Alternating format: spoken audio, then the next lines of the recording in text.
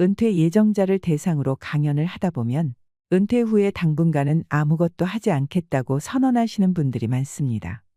그동안 직장 생활을 하면서 너무 힘들었기에 우선은 휴식을 취하고 싶다는 것입니다. 왜 그렇지 않을까요? 특히나 지금의 중년 노년에 접어드신 분들은 평생을 부지런하게 일만 하며 살아오신 분들이 많습니다.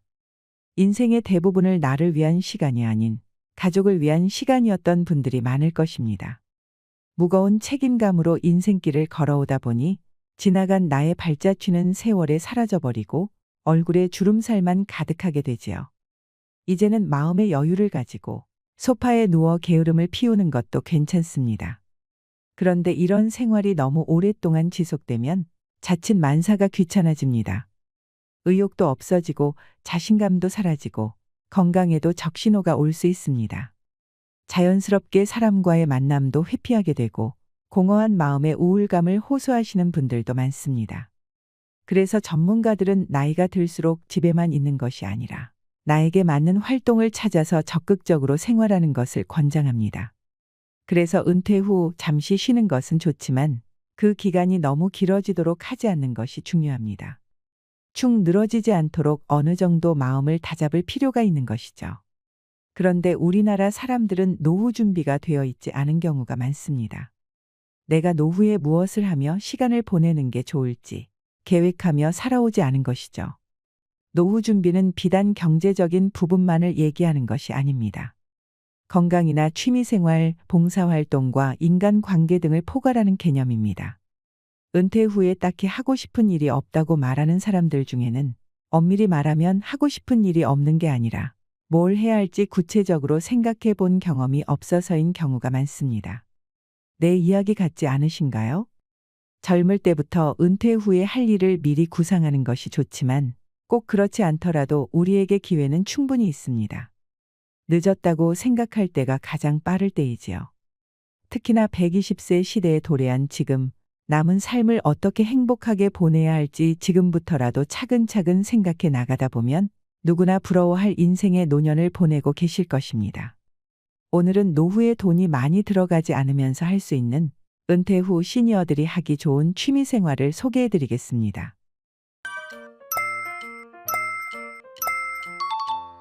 첫 번째는 공예 활동입니다. 노인들의 취미 생활 중 가장 인기 있는 것이 공예 활동인데요. 공예 활동은 손목과 손가락을 사용하여 창작하는 활동으로 노인들의 인지 능력을 향상시켜주며 자신의 창조성을 발휘할 수 있게 해줍니다. 공예 활동은 주로 도예, 자수, 바느질, 가죽공예, 목공예, 비즈공예 등으로 나뉘며 이러한 활동을 통해 노인들은 미적 감각을 증진시키고 마음의 안정과 만족감을 느끼며 삶의 질을 높일 수 있습니다. 특히 도예는 노인들의 인기 있는 공예 활동 중 하나입니다. 도자기를 만들기 위해서는 손과 손목의 움직임이 필요하며 도자기 제작을 위해 노하우를 습득해가며 더욱 복잡한 작업에 도전하게 되는데 이것은 성취감을 느끼게 합니다. 뿐만 아니라 자수와 바느질은 손가락의 미세한 운동 능력을 촉진시켜서 치매를 예방하는 것에도 좋습니다.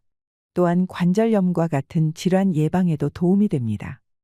또한 완성된 수제품을 가족이나 지인들에게 선물로 나누면서 소통과 만족감을 얻을 수 있습니다. 두 번째는 음악 활동입니다. 음악을 듣거나 악기를 연주하는 것은 노인들의 정서적 안정과 건강에 많은 도움을 줍니다.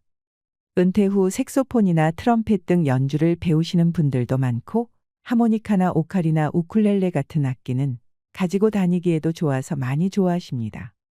요즘에는 트로트 노래 부르는 것도 많이 배우시는데요. 스트레스 해소에도 최고고 폐활량이 좋아집니다. 생활의 활력소가 되지요. 노인들이 즐겨 듣는 트로트, 클래식, 재즈, 팝 등 다양한 장르의 음악을 듣는 것은 영혼을 맑게 해주고 긴장감을 풀어주며 일상생활에서 불안감을 해소시켜줍니다. 악기 연주는 뇌와 신체의 운동 기능을 향상시켜주며 음악을 연주하는 과정에서 자존감과 만족감을 느낄 수 있습니다. 또한 지인들과 함께 연주를 즐기거나 지역사회에서 음악회를 열어 함께 뽐낼 수 있는 기회는 좋은 경험이 될 것입니다. 세 번째는 등산입니다. 한국인이 가장 좋아하는 취미생활 1위가 등산이라고 하는데요. 노후에 등산을 하는 것은 건강에 매우 좋습니다. 특히 50대, 60대 분들께 추천을 드립니다. 혼자서도 얼마든지 할 수 있는 운동이고 친구나 배우자와 함께 즐기기에도 참 좋은 운동입니다. 등산은 체력을 강화할 뿐만 아니라 혈액순환에도 도움이 됩니다. 걷기와 등산은 신체의 균형을 맞추고 자세를 개선시킨다고 하지요. 드넓게 펼쳐진 자연 풍경을 즐기며 나무 냄새와 풀 냄새, 흙 냄새를 맡으며 편안함을 느끼고 스트레스 해소를 할 수 있습니다. 정신 건강에도 도움이 됩니다. 다만 등산을 하기 전에는 나의 건강 상태를 반드시 확인하고 무리하지 않는 선에서 해야 합니다. 네 번째는 독서입니다. 독서는 진정한 자신을 찾는 데 도움이 되며 삶에 대해 생각해 보게 합니다. 또한 당신이 더 나은 사람이 되는 데 도움이 됩니다. 글을 읽고 쓰는 능력도 자연스럽게 좋아집니다. 책에 있는 많은 지식과 정보는 뇌 기능을 키워서 기억력을 향상시키고 마음의 지혜를 줍니다. 책을 읽으면 세상에는 정말 다양하고 재밌는 것들이 무궁무진하다는 것을 알 수 있습니다. 내가 좋아하는 분야의 책을 골라서 먼저 읽어보세요. 우리의 뇌도 마음도 운동을 해야 합니다. 그래서 노후에 책 읽기는 참 중요합니다. 다섯 번째는 탁구입니다. 연구 결과에 따르면 탁구는 전신을 사용하는 운동으로 골밀도를 증가시켜 골다공증 예방에 아주 좋은 운동입니다. 치매를 예방하고 뇌 기능도 향상시키는데요. 탁구는 실력과 나이에 따라 운동량을 가감할 수 있어서 누구나 함께 어울릴 수 있고 테니스나 배드민턴보다 무리 없이 가볍게 할 수 있는 운동입니다. 준비 운동을 철저히 하고 무리하지 않으면서 탁구를 즐기시면 좋은 취미 생활이 될 것입니다. 규칙도 간단해서 남녀노소 구분 없이 쉽게 배울 수 있고 허벅지 근력을 키우는 데도 좋습니다. 여섯 번째는 그림 그리기입니다. 실제로 그림 그리기는 치매 전 단계인 경도인지 장애에 걸릴 확률을 70% 이상 낮춘다는 연구 결과가 있습니다. 그림을 그릴 때 손의 미세한 관련 신경이 활성화되고 고도의 집중을 요하는 작업이다 보니 계속 뇌를 자극하게 되기 때문이라고 하는데요. 또한 그림은 운동에 비해 체력적인 부담이 크지 않습니다. 붓만들 힘만 있어도 즐길 수 있기 때문에 평생 할 수 있는 취미 생활이 됩니다. 또한 노후에 시간이 많아지면 잡생각이 많아지는데요. 그림을 그리면 잡생각이 사라지고 우울감에서 해방될 수 있습니다. 그리고 다른 취미에 비해 비용이 상대적으로 저렴하고 골프나 낚시처럼 비싼 장비나 옷을 구입할 필요가 없어서 부담이 덜합니다. 그림은 보통 1년 정도만 배워도 남에게 선물할 수준까지 실력을 올릴 수 있기 때문에 성취감이 높습니다. 그림 그리기로 슬기로운 노후 시간을 보내는 것도 참 좋겠습니다. 일곱 번째는 수영입니다. 전문가들은 건강하게 장수하는 비결 중에 하나로 수영을 꼽는데요. 수영은 근육과 뼈 건강을 유지하고 혈액순환을 촉진시켜 체내에 있는 독성 물질을 제거하며 건강한 노후를 위한 기반을 마련하는 데 큰 도움을 줍니다. 실제로 수영을 한 사람들은 그렇지 않은 사람보다 낙상 사고를 겪지 않습니다. 여덟 번째는 자전거 타기입니다. 자전거는 노후에도 무리 없이 탈 수 있습니다. 노후에 자전거를 타게 되면 매일매일 여행을 하는 기분으로 다닐 수 있으며 자연의 멋진 풍경을 제대로 느낄 수 있습니다. 일상의 무료함을 달래기에는 이만한 운동이 없습니다. 또한 근력 강화와 심폐지구력을 한 번에 단련할 수 있습니다. 자전거 운동은 가장 대표적인 유산소 운동인데요. 나이가 들수록 근육의 손실이 많아지기 때문에 노년의 자전거 운동은 필수라고도 합니다. 목표를 정해서 달리시면 자전거를 타면서 받는 성취감으로 인해 삶에 대한 활력을 불어넣을 수도 있습니다. 아홉 번째는 식물 가꾸기입니다. 집에서 식물을 키우는 걸 좋아하시는 분들이 많은데요. 요즘에는 반려동물처럼 반려식물이라는 단어도 많이 씁니다. 식물을 키우는 것은 정신건강이나 마음의 안정에 좋습니다. 키우는 재미가 있다고도 하는데요. 예쁘게 키운 식물을 집 곳곳에 배치해두면 인테리어 효과도 있고 공기정화에도 좋습니다. 외로움과 우울감 극복에도 많은 도움이 된다고 하죠. 나이가 들수록 아무래도 집에 있는 시간이 많아지게 되는데요. 그럴 때 집에서 공간을 두고 식물을 키워보시는 것도 좋은 취미 생활이 될 것 같습니다. 10번째는 봉사활동입니다. 봉사를 하면 성취감을 느낄 수 있고 충만한 마음이 든다고 하는데요. 노년의 보람 있는 삶을 위해 봉사를 하는 것은 참 좋습니다. 봉사는 삶의 보람을 제공할 뿐만 아니라 자기 성장의 기회가 됩니다. 또한 함께 봉사활동을 하며 만나는 사람들과 친밀감과 협동심을 쌓으며 노후에 새로운 인간관계를 만들 수도 있습니다. 노후에 즐길 수 있는 취미 생활은 바둑이나 당구, 홈트레이닝, 골프와 낚시, 명상과 요가, 여행, 요리, 꽃꽂이, 사진과 서예 등 정말 다양합니다. 취미 활동은 두세 가지를 병행하시는 것이 좋고 취미에 너무 돈이 많이 들지 않는 것을 선택하는 것이 좋습니다. 가능하면 부담스럽지 않은 선에서 내가 사는 주거지 근처라면 더욱 좋습니다. 또한 건강 상태를 고려하여 자신에게 맞는 언제든지 할 수 있는 취미 생활을 찾아보세요. 취미 생활을 즐기기 위해 어디로 가야 할지 모르시겠다면 우리나라에 있는 각종 복지제도를 이용해 보시는 것도 좋습니다. 집 가까운 곳에 있는 복지관이나 구청, 시청, 주민자치센터나 대형마트, 문화교실 등에 저렴하게 이용할 수 있는 프로그램이 정말 많습니다. 그 외에 도서관이나 박물관에도 다양한 프로그램이 운영되고 있으니 우리 주변에 있는 도움받을 수 있는 기관들을 활용해 보시길 바랍니다. 중년 이후에 인생이 막이 시작되는 데에는 취미가 있는 것은 정말 중요합니다. 남은 인생을 더욱 값지게 보내고 즐겁게 만들 수 있는 것이 평생 취미입니다. 이제부터 자신이 혼자서 즐기거나 부부가 함께 즐길 수 있는 평생 취미를 한번 준비해 보세요. 배우자와 함께 할 수 있는 취미 활동을 하는 것은 부부관계에도 도움이 됩니다. 진정으로 행복하고 안정된 삶을 누릴 수 있을 것입니다. 너무 늦은 때란 없습니다. 당신은 어떤 취미가 제일 마음에 드시나요? 지금 하고 계신 취미 생활이 있으신가요? 댓글로 소통하며 이야기를 나눠보면 좋겠습니다. 함께 나누면 힘이 됩니다. 이상으로 시니어를 위한 모든 것, 시니어 연구소였습니다.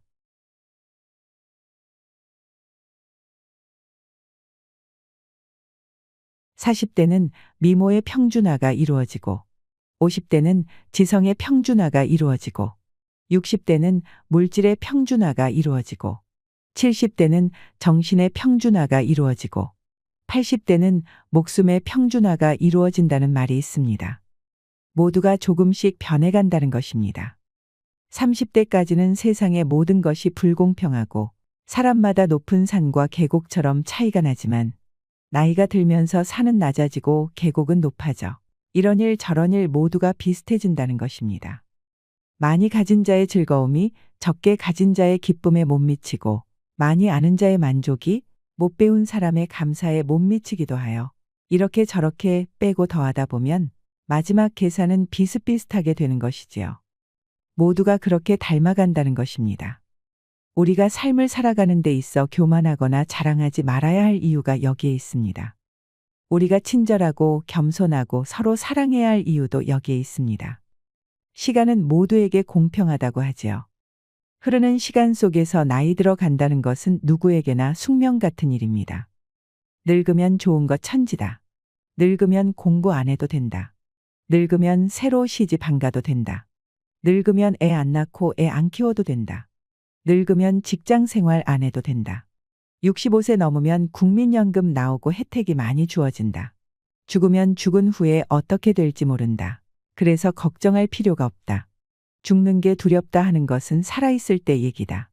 살아있을 때는 살아있다는 것을 즐기면 된다. 아파도 살아있다. 그렇다고 죽는 것이 나쁜가 하면 그렇지 않다. 죽으면 그런 거 모르기 때문에 아무 걱정할 필요가 없다. 이렇게 생각하면서 살면 어떨까요? 인생을 살아가면서 한 가지 이치만 알면 괴로울 일이 없다고 합니다. 이 한 가지 이치는 무엇일까요? 사람들이 괴로운 이유는 많지만 조금만 생각을 바꿔보면 훨씬 자유로울 수 있다고 합니다. 예를 들어 그동안 계속 두 눈이 안 보이다가 어떻게 수술해서 한쪽 눈을 떴다면 기분이 어떨까요? 무척 좋겠지요. 그런데 두 눈이 잘 보이다가 다쳐서 한쪽 눈이 안 보이면 어떨까요? 가슴이 찢어지는 듯이 엄청 괴로울 것입니다. 한쪽 눈만 보이는 조건은 똑같은데 한 사람은 죽을 것 같고 한 사람은 세상이 다 내 것 같습니다. 왜 그럴까요? 두 사람을 비교해보면 평생 장님으로 살다가 오늘부터 한쪽 눈이 보이는 게 나을까요? 아니면 평생 잘 보다가 이제부터 한쪽 눈이 안 보이는 게 나을까요? 어떻게 생각하시나요? 아마도 평생 잘 보다가 한쪽 눈이 안 보이는 게 훨씬 나을 것 같다고 말씀하시는 분이 많을 것입니다. 눈이 하나 안 보인다거나 다리 하나를 다쳐서 못 쓰게 되면 물론 둘 다 건강한 것보다는 못하지만 그것은 불편한 것이지 괴로워할 일은 아니라는 것입니다. 별다른 일이 없어도 늙으면 이것저것 불편해지는 것도 당연한 것입니다. 괴로울 필요가 없는 것이지요. 돈도 마찬가지입니다. 아는 지인 중에 재산이 한 300억쯤 되던 분이 있었는데 예전에 주식이 폭락할 때 왕창 망해서 고통을 못 견디고 스스로 목숨을 끊었습니다. 그런데 동생이 뒷정리를 해보니까 형에게 남은 재산이 20억이 되더래요. 300억 가지고 있던 사람은 20억이 인생 끝난 것 같지만 보통 사람에게는 엄청난 돈입니다. 그래서 괴롭고 말고는 절대적인 액수의 문제가 아니라는 것입니다. 우리가 돈이 없어 죽겠다고 하지만 인도에 한번 가보면 생각이 달라집니다. 한국에 오고 싶어하는 외국인 노동자가 그렇게 많다고 하지요. 우리가 현재 가지고 있는 것은 모두 당연한 걸로 치고 더 하려고 하니까 괴로운 것입니다. 그리고 결혼도 마찬가지입니다. 우리가 결혼해서 수십 년 살다가 헤어져서 혼자 사는 것과 계속 혼자 사는 것 중에 무엇이 더 나을까요?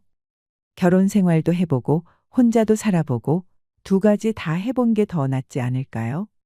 이런 이치만 잘 터득해도 인생을 훨씬 더 자유롭게 살 수 있습니다. 모든 것이 다 생각의 문제이니 말이죠. 내가 원하는 대로 부모나 자식, 남편이 못해줘서 그래서 괴롭다는 사람이 많지만 그렇다고 매일 괴로워하면서만 살면 우리 인생이 너무 허무하겠지요. 머리가 하얀 70대 할아버지가 물었습니다. 그동안 몰라서 실수하고 볼품없는 삶을 살아온 것 같습니다. 앞으로 선택을 하면서 남은 인생을 아주 의미 있게 효과적으로 살려면 순간순간 무엇을 선택의 기준으로 삼으면 좋을지요. 늙어서 추해지지 않으려면 어떻게 해야 할까요? 행복하게 나이 드는 인생을 최고로 잘 사는 법 5가지와 세상에서 갑이 되어 살아가는 법입니다. 지금까지 안 죽고 산 것만 해도 대성공입니다. 과거를 좋게 생각해야 미래가 좋아집니다. 과거를 자꾸 나쁘게 생각하면 자기 인생이 비참해집니다. 제일 간단하게 생각하는 건 지금까지 잘 살았다. 앞으로도 잘 살 거다 이렇게 생각하는 겁니다. 지금까지 나는 오류투성이로 살았다 이렇게 생각하면 얼굴에 검은 그림자가 드리웁니다. 지금까지 내가 산 것은 대성공이다 이렇게 생각해야 입가에 미소가 돕니다. 생각을 긍정적으로 해야 합니다. 연세가 들면 젊은 사람과 차이점이 있습니다. 꼬마아이가 제잘제잘 말을 잘하면 말을 잘한다 하죠. 그런데 노인이 말을 많이 하면 잔소리가 많다 합니다. 이렇게 평가가 다릅니다. 젊은 사람이 빠릿빠릿 다니면 재빠르다고 합니다. 그런데 노인이 빠릿빠릿 다니면 주책머리 없다 이렇게 말합니다. 젊은 사람이 어떤 꿈을 가지고 뭘 하겠다고 하면 야망이 있다고 하지만 노인이 이것저것 하겠다고 하면 노욕이라고 말합니다. 이렇게 똑같은 행동인데 젊은 사람과 나이 든 사람에 대한 평가가 서로 다르다는 겁니다. 성질이 서로 다르기 때문에 그렇습니다. 그래서 지금 노인이면 노인에 맞게 살아줘야 한다는 겁니다. 그게 자연스럽기 때문입니다. 아이는 아이에 맞게, 청년은 청년에 맞게, 노인은 노인에 맞게 살아야 합니다. 그런데 요즘 청년들은 청년답게 안 살고 노인처럼 살려고 합니다. 청년의 특징은 미숙함입니다. 미숙하다는 것은 실수를 한다는 겁니다. 그런데 청년이 실수를 안 하려고 하다 보니까 결정을 못 합니다. 청년의 장점은 용기입니다. 그래서 청년은 뭐든지 시도하면 됩니다. 이런 경험이 쌓여나가면서 지혜가 형성되어 나가는 것이지요. 많은 시도를 하고 많은 경험을 하는 것이 청년입니다. 노인의 특징은 원숙함입니다. 많은 경험이 있기 때문에 실수가 적습니다. 대신에 선택을 할 때 쉽게 선택을 안 합니다. 인생지사 세웅지 말하고 좋은 게 꼭 좋은 게 아니고 나쁜 게 꼭 나쁜 게 아니더라 해서 젊은 사람들처럼 희노애락에 덜 물들고 결정을 합니다. 그래서 실수가 적습니다. 그런 면에서 머리가 하얀 것은 좋은 것입니다. 검게 물들일 필요가 없습니다. 옛날에도 도사들은 다 머리가 하였습니다. 젊은 도사 보셨나요? 못 봤지요. 도사는 다 늙었습니다. 늙음의 특징에 맞게 살아야 합니다. 그런데 늙음의 특징에 맞지 않게 젊은 사람들처럼 빠릿빠릿하게 살려고 하니까 열등의식이 생기는 겁니다. 젊음을 부럽게 생각하고 늙음을 비참하게 만듭니다. 이것은 자기에게 주어진 상황을 부정적으로 바라보기 때문에 그렇습니다. 주어진 상황을 긍정적으로 볼 줄 알아야 합니다. 나이 든다는 것은 비참한 일이 아닙니다. 나이가 들면 첫째, 말이 좀 적어야 됩니다. 그런데 늙으면 말이 많을 수밖에 없습니다. 아는 것이 많기 때문에 그렇습니다. 젊은이들의 미숙함을 보면 자꾸 말을 하게 됩니다. 그런데 젊은이들은 그 미숙함이 젊음의 특징입니다. 자꾸 실수를 해가며 배워나가야 지혜가 느는 것이지 말로 가르쳐 준다고 배워지는 게 아닙니다. 그래서 가능하면 틀리는 것을 지켜봐 주는 게 좋습니다. 직접 경험해 봐야 알지 얘기해 준다고 아는 게 아니기 때문입니다. 미리 안다는 것은 쉬운 일이 아닙니다. 너무 욕심내면 안 됩니다. 젊은이들이 시행착오 하는 것을 봐줄 수 있는 힘이 있어야 합니다. 그런 의미에서 첫째로 입을 무겁게 하는 게 좋습니다. 둘째로 욕심을 좀 내려놔야 됩니다. 욕심 없는 사람은 없지만 젊은 사람이 욕심 갖는 건 좀 괜찮은데 나이 들어서 과하게 욕심을 내면 좀 추합니다. 젊을 때는 10가지 계획을 세우면 10가지 다 시도해보지만 나이 들어서는 10가지 계획이 있으면 1개만 실행하고 나머지 9개는 포기할 수도 있어야 합니다. 인생을 미리 포기하고 낙담하라는 것과는 성격이 좀 다릅니다. 조금 내려놓고 욕심을 버려야 합니다. 과로해서는 안 됩니다.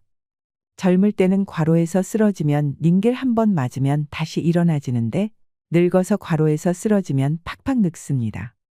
비 한 번 오면 추워지는 가을 날씨 같습니다. 과식해서도 안 됩니다. 아무리 음식이 맛있어도 절대 과식하면 안 됩니다. 젊을 때는 과식해도 소화제 먹고 토하면 되는데 늙어서 과식하면 반드시 건강을 해칩니다. 과음도 안 됩니다. 젊을 때는 술 먹고 토해도 다음날 아침에 약 먹으면 괜찮은데 늙으면 절대 과음하면 안 됩니다. 술 먹는 것은 괜찮은데 딱 조절해서 드셔야 합니다. 셋째로 항상 모으는 것보다는 베풀어 주는 게 좋습니다. 1,000원을 내든 500원을 내든 무슨 모임이 있든 어디 가든 다만 10원짜리라도 하나 놓고 오는 연습을 하셔야 합니다. 종교적으로 얘기하면 손자를 위해서 내가 걸음을 주는 겁니다. 할아버지 할머니가 지은 복이 손자에게 간다는 말이 있습니다. 어떤 모임이든 어떤 행사든 뭘 하든 큰 돈 내라는 것이 아니라 자기 쓰는 용돈에서 1,000원이라도 남을 위해 써보세요. 친구와 밥 한 끼를 먹어도 매번 얻어먹기만 하는 것은 좋지 않습니다. 어떤 일이 있어서 도움을 받으면 그 마음을 표현하고 남에게 다시 베풀어주는 마음을 가져야 합니다.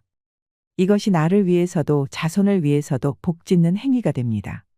나누면 세상이 아름다워 보입니다.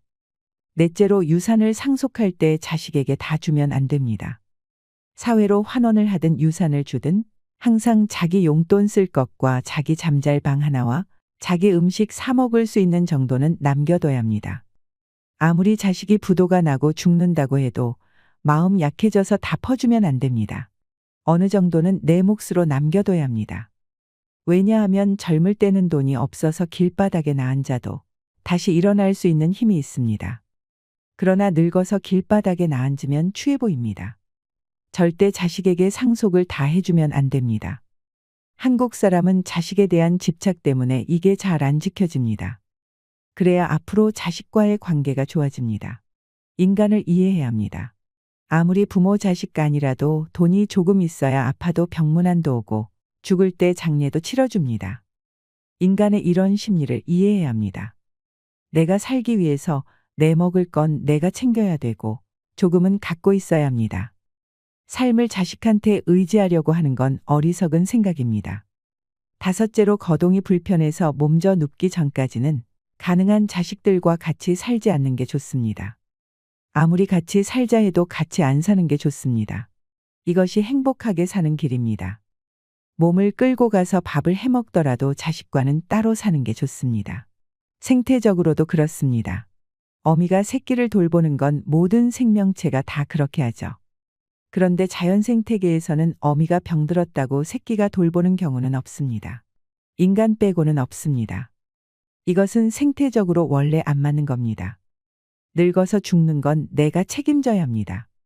누가 도와주는 건 좋은 일이지만 누구한테 부탁할 일은 아닙니다. 노후에는 너무 물질적으로 잘해놓고 살려고 할 필요도 없습니다.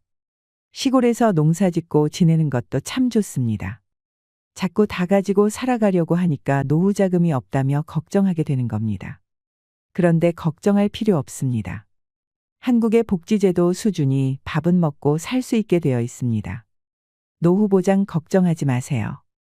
밥만 먹고 살겠다, 이렇게 마음을 비우면 아무 문제가 없습니다.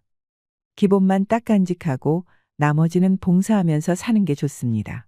이렇게 툭 놓고 살면 길이 열립니다.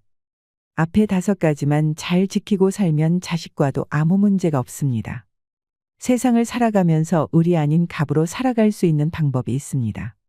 저는 강의할 때 강사료를 안 받습니다. 강사료를 받으면 많이 줬다 적게 줬다를 갖고 따지게 됩니다. 돈을 많이 준 곳은 더 잘해줘야 한다는 생각이 들게 될 것이고, 돈을 적게 준 곳은 가능하면 강의를 안 해주려고 하게 됩니다. 그런데 저는 돈을 안 받고 강의를 하기 때문에 많이 주든 적게 주든 전혀 신경을 안 쓰니까 내 시간이 되느냐 안 되느냐 그것만 고려할 수 있습니다. 누가 요청했는지, 어디서 요청했는지 이건 거의 고려하지 않습니다. 이것이 바로 인생에서 내가 갑이 되는 이치입니다. 왜 이런 현상이 생길까요?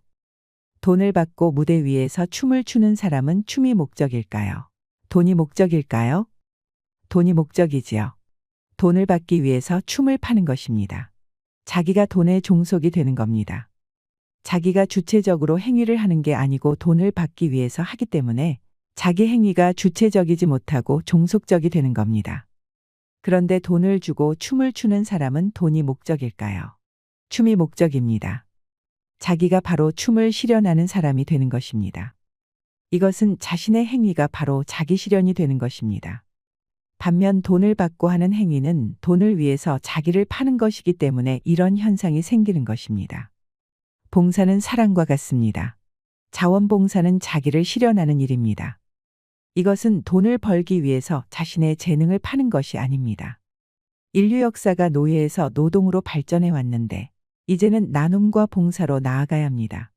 돈을 내고 일하면 놀이가 됩니다. 그런데 우리는 돈을 받고 일하는데 너무 익숙해져 있습니다. 그래서 제가 드리고 싶은 말씀은 노동을 해야 먹고 살 수 있다면 노동을 하세요. 돈 벌 수 있는 만큼 버세요. 그러나 나이가 들어 돈 벌 일이 없어졌다고 너무 낙담하지는 마세요. 나이가 들어서 돈 벌 일이 없게 되었을 때야말로 진짜 사랑을 할 수 있고 진짜 인생이 시작되는 것입니다. 아직도 재능이 남아있다면 세상을 위해서 사랑을 한번 해보시라는 겁니다. 봉사라고 하면 굉장히 의미 있는 일을 찾는데 그렇지 않습니다. 아무리 작은 일이라도 이 세상에서 필요로 하는 일을 하는 것이 자신의 삶을 사랑으로 마무리 짓는 방법입니다. 그것이 내 인생의 주인이 되어 갑으로 살아가는 방법입니다. 지금 우리는 노후 파산, 노후 불안, 노후 걱정 등 많은 이들이 늙음에 대해 걱정하는 시대를 살고 있습니다. 인생에는 정답이 없다고 합니다. 무거운 짐을 지고 사는 사람도 있고 가볍게 사는 사람도 있지요. 인생에는 답이 없고 선택만 있습니다. 더 나은 선택이란 없고 선택에 따른 책임만 있는 것입니다. 행복한 노년을 위해 오늘 말씀드린 행복하게 나이 드는 5가지 원칙을 삶의 지침으로 삼아보는 것은 어떨까요? 세상에는 빵 한 조각 때문에 죽어가는 사람도 많지만 작은 사랑도 받지 못해서 죽어가는 사람은 더 많다고 합니다. 얼마나 많이 주는가 하는 것은 중요한 것이 아니지요. 작더라도 그 안에 얼마만큼 사랑과 정성이 깃들어 있는가가 더 중요합니다. 세상에 귀감이 되는 사람들은 결코 자신이 큰 일을 한다고 말하지 않습니다. 다만 작은 일을 큰 사랑으로 만들 뿐이라고 하죠. 나이가 들어갈수록 인생을 어떻게 살아갈 것인가에 대한 고민이 많아집니다. 지나온 나의 삶이 후회스럽기도 하고 앞으로 살아갈 나의 삶이 불안하기도 할 테지요. 그리고 지금 현재 괴로움을 안고 살아가시는 분들도 많을 것입니다. 일을 못해서 돈을 못 벌면 어쩌나. 병이 들면 어쩌나. 자식들 다 키우고 나면 노후를 어떻게 보내나. 이런저런 걱정에서 잠시도 떠나지를 못합니다. 이미 지나가 버린 과거를 붙들고 괴로워하는 것도 모자라 아직 닥치지도 않은 미래의 일을 염려해 안절부절 못합니다. 우리는 늘 현재를 놓치며 삽니다. 과거를 생각하다 현재를 놓치고 미래를 걱정하느라 또 현재를 놓칩니다. 행복이란 어디서 뚝 떨어져서 내게 오는 게 아닙니다. 나에게 주어진 시간을 즐기고 소소한 행복으로 채울 때 그 하루하루가 쌓여 좋은 인생이 되는 것입니다. 이상으로 시니어를 위한 모든 것, 시니어 연구소였습니다.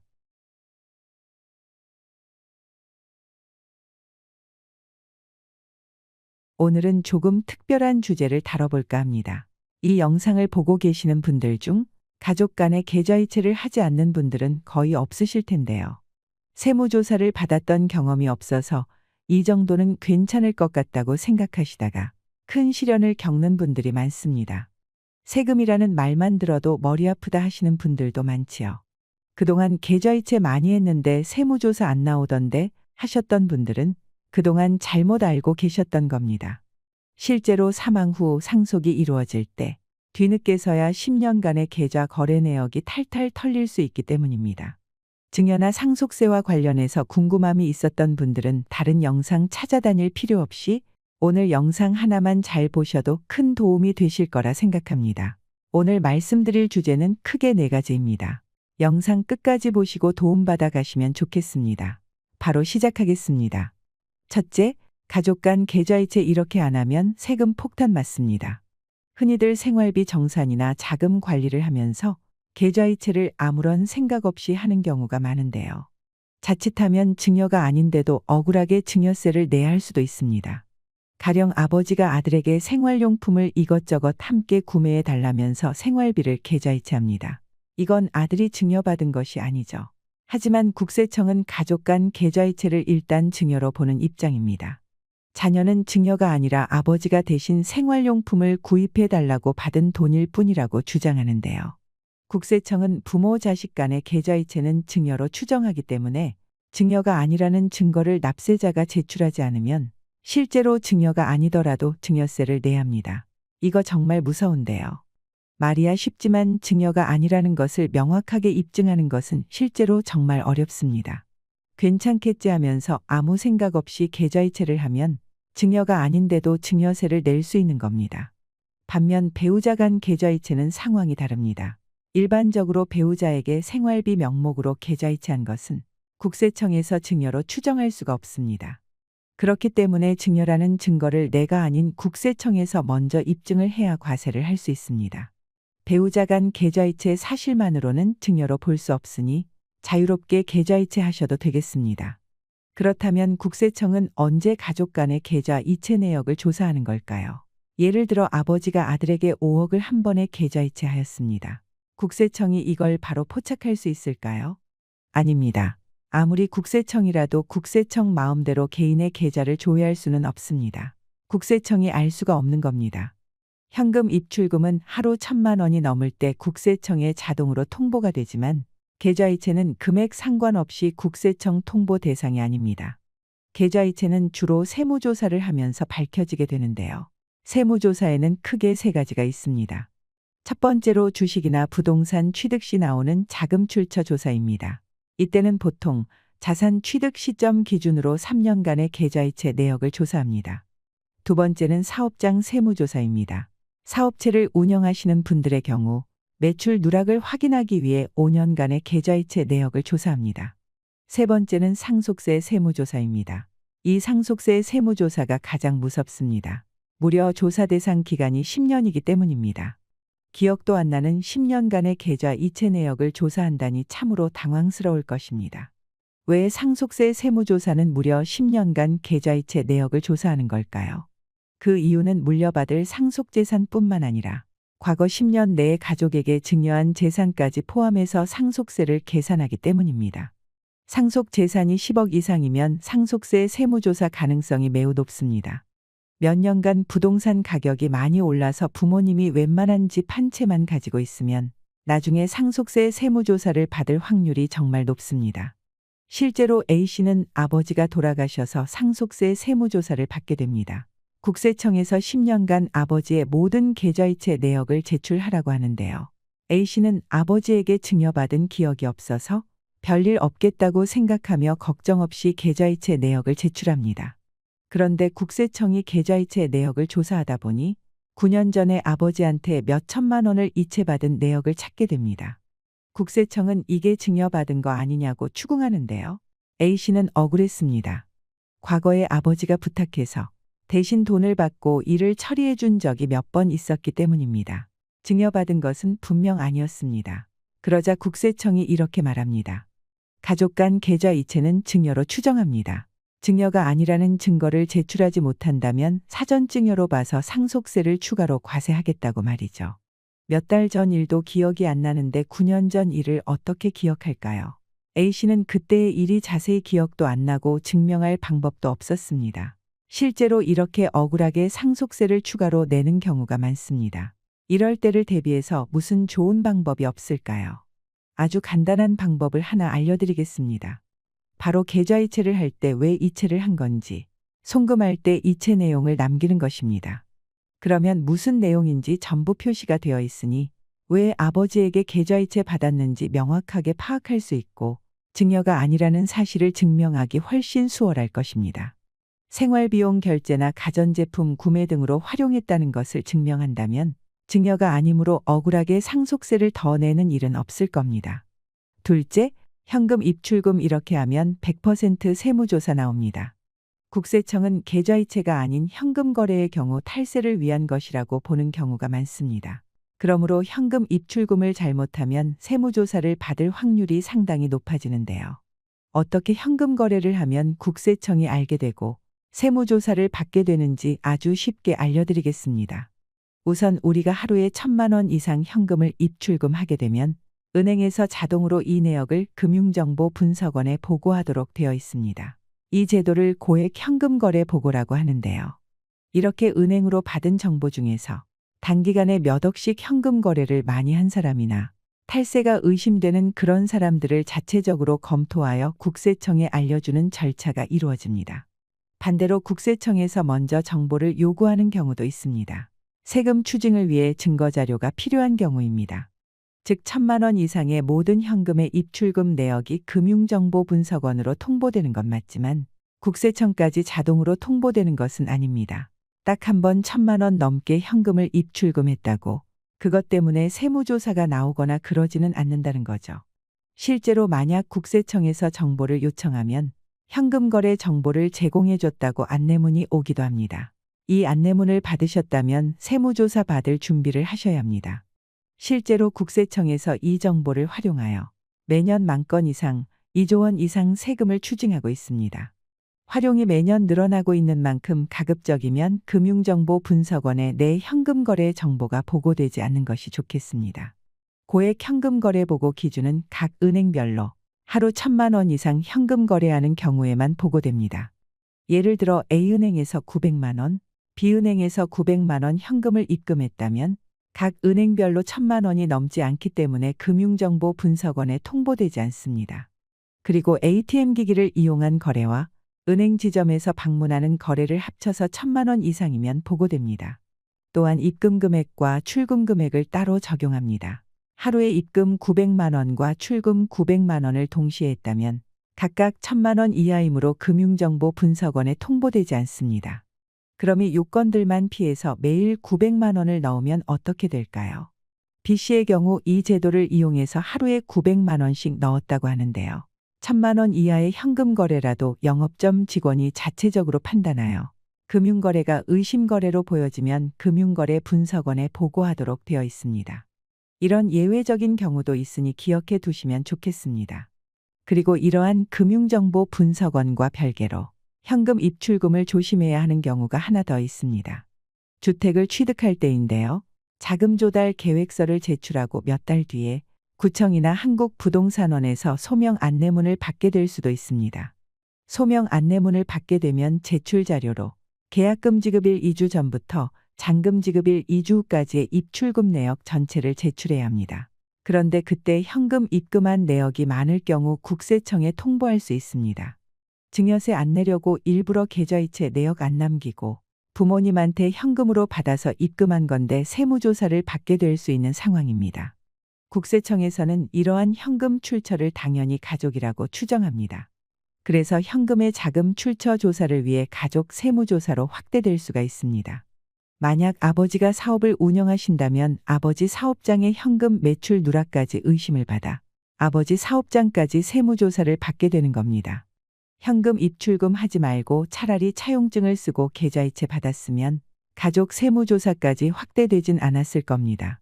본인 한 명 때문에 가족까지 세무조사 받게 되는 전형적인 케이스이니 조심하시기 바랍니다. 셋째, 소액 현금 증여. 설마 하는 이 정도 금액도 국세청에 걸릴 수 있습니다. 최근 부동산 자금 출처에 대한 세무조사가 많아지자 큰 금액이 아닌 500만 원, 1000만 원 정도의 현금 증여도 국세청에 걸릴 수 있냐고 물어보십니다. 비교적 소액인 현금 증여인데 이 정도는 그냥 넘어가도 괜찮지 않을까요? 아니면 이것조차 국세청이 악착같이 찾아내서 세금을 추징할까요? 예시를 통해 쉽게 설명드리겠습니다. 부모님이 결혼한 자녀에게 현금 2천만 원을 증여하였습니다. 이걸로 생활비 보태고 월급은 잘 모아서 집장만 하라고 하시는데요. 자녀는 이전에도 부모님에게 5천만 원을 증여받아 이미 증여 공제를 받았었기 때문에 증여를 더 신고하면 세금이 나오게 됩니다. 어차피 국세청에서도 이 정도 금액까지 파악하지 못할 테니 증여를 신고하지 않기로 하는데요. 네, 맞습니다. 국세청에서 전 국민의 계좌이체 내역을 다 들여다 볼 수도 없고 더군다나 소액 증여까지는 잡아낼 수 없습니다. 시간과 인력이 한정돼 있기 때문인데요. 하지만 문제는 갑자기 일어나게 됩니다. 7년 뒤 갑자기 아버지가 돌아가시게 됩니다. 아버지가 돌아가셔서 슬픈 와중에 국세청에서 연락이 오는데요. 상속세 신고 납부는 6개월 내에 해야 한다. 그리고 본인의 10년간 통장 이체 내역도 함께 제출하라고 합니다. 1년도 아니고 무려 10년치입니다.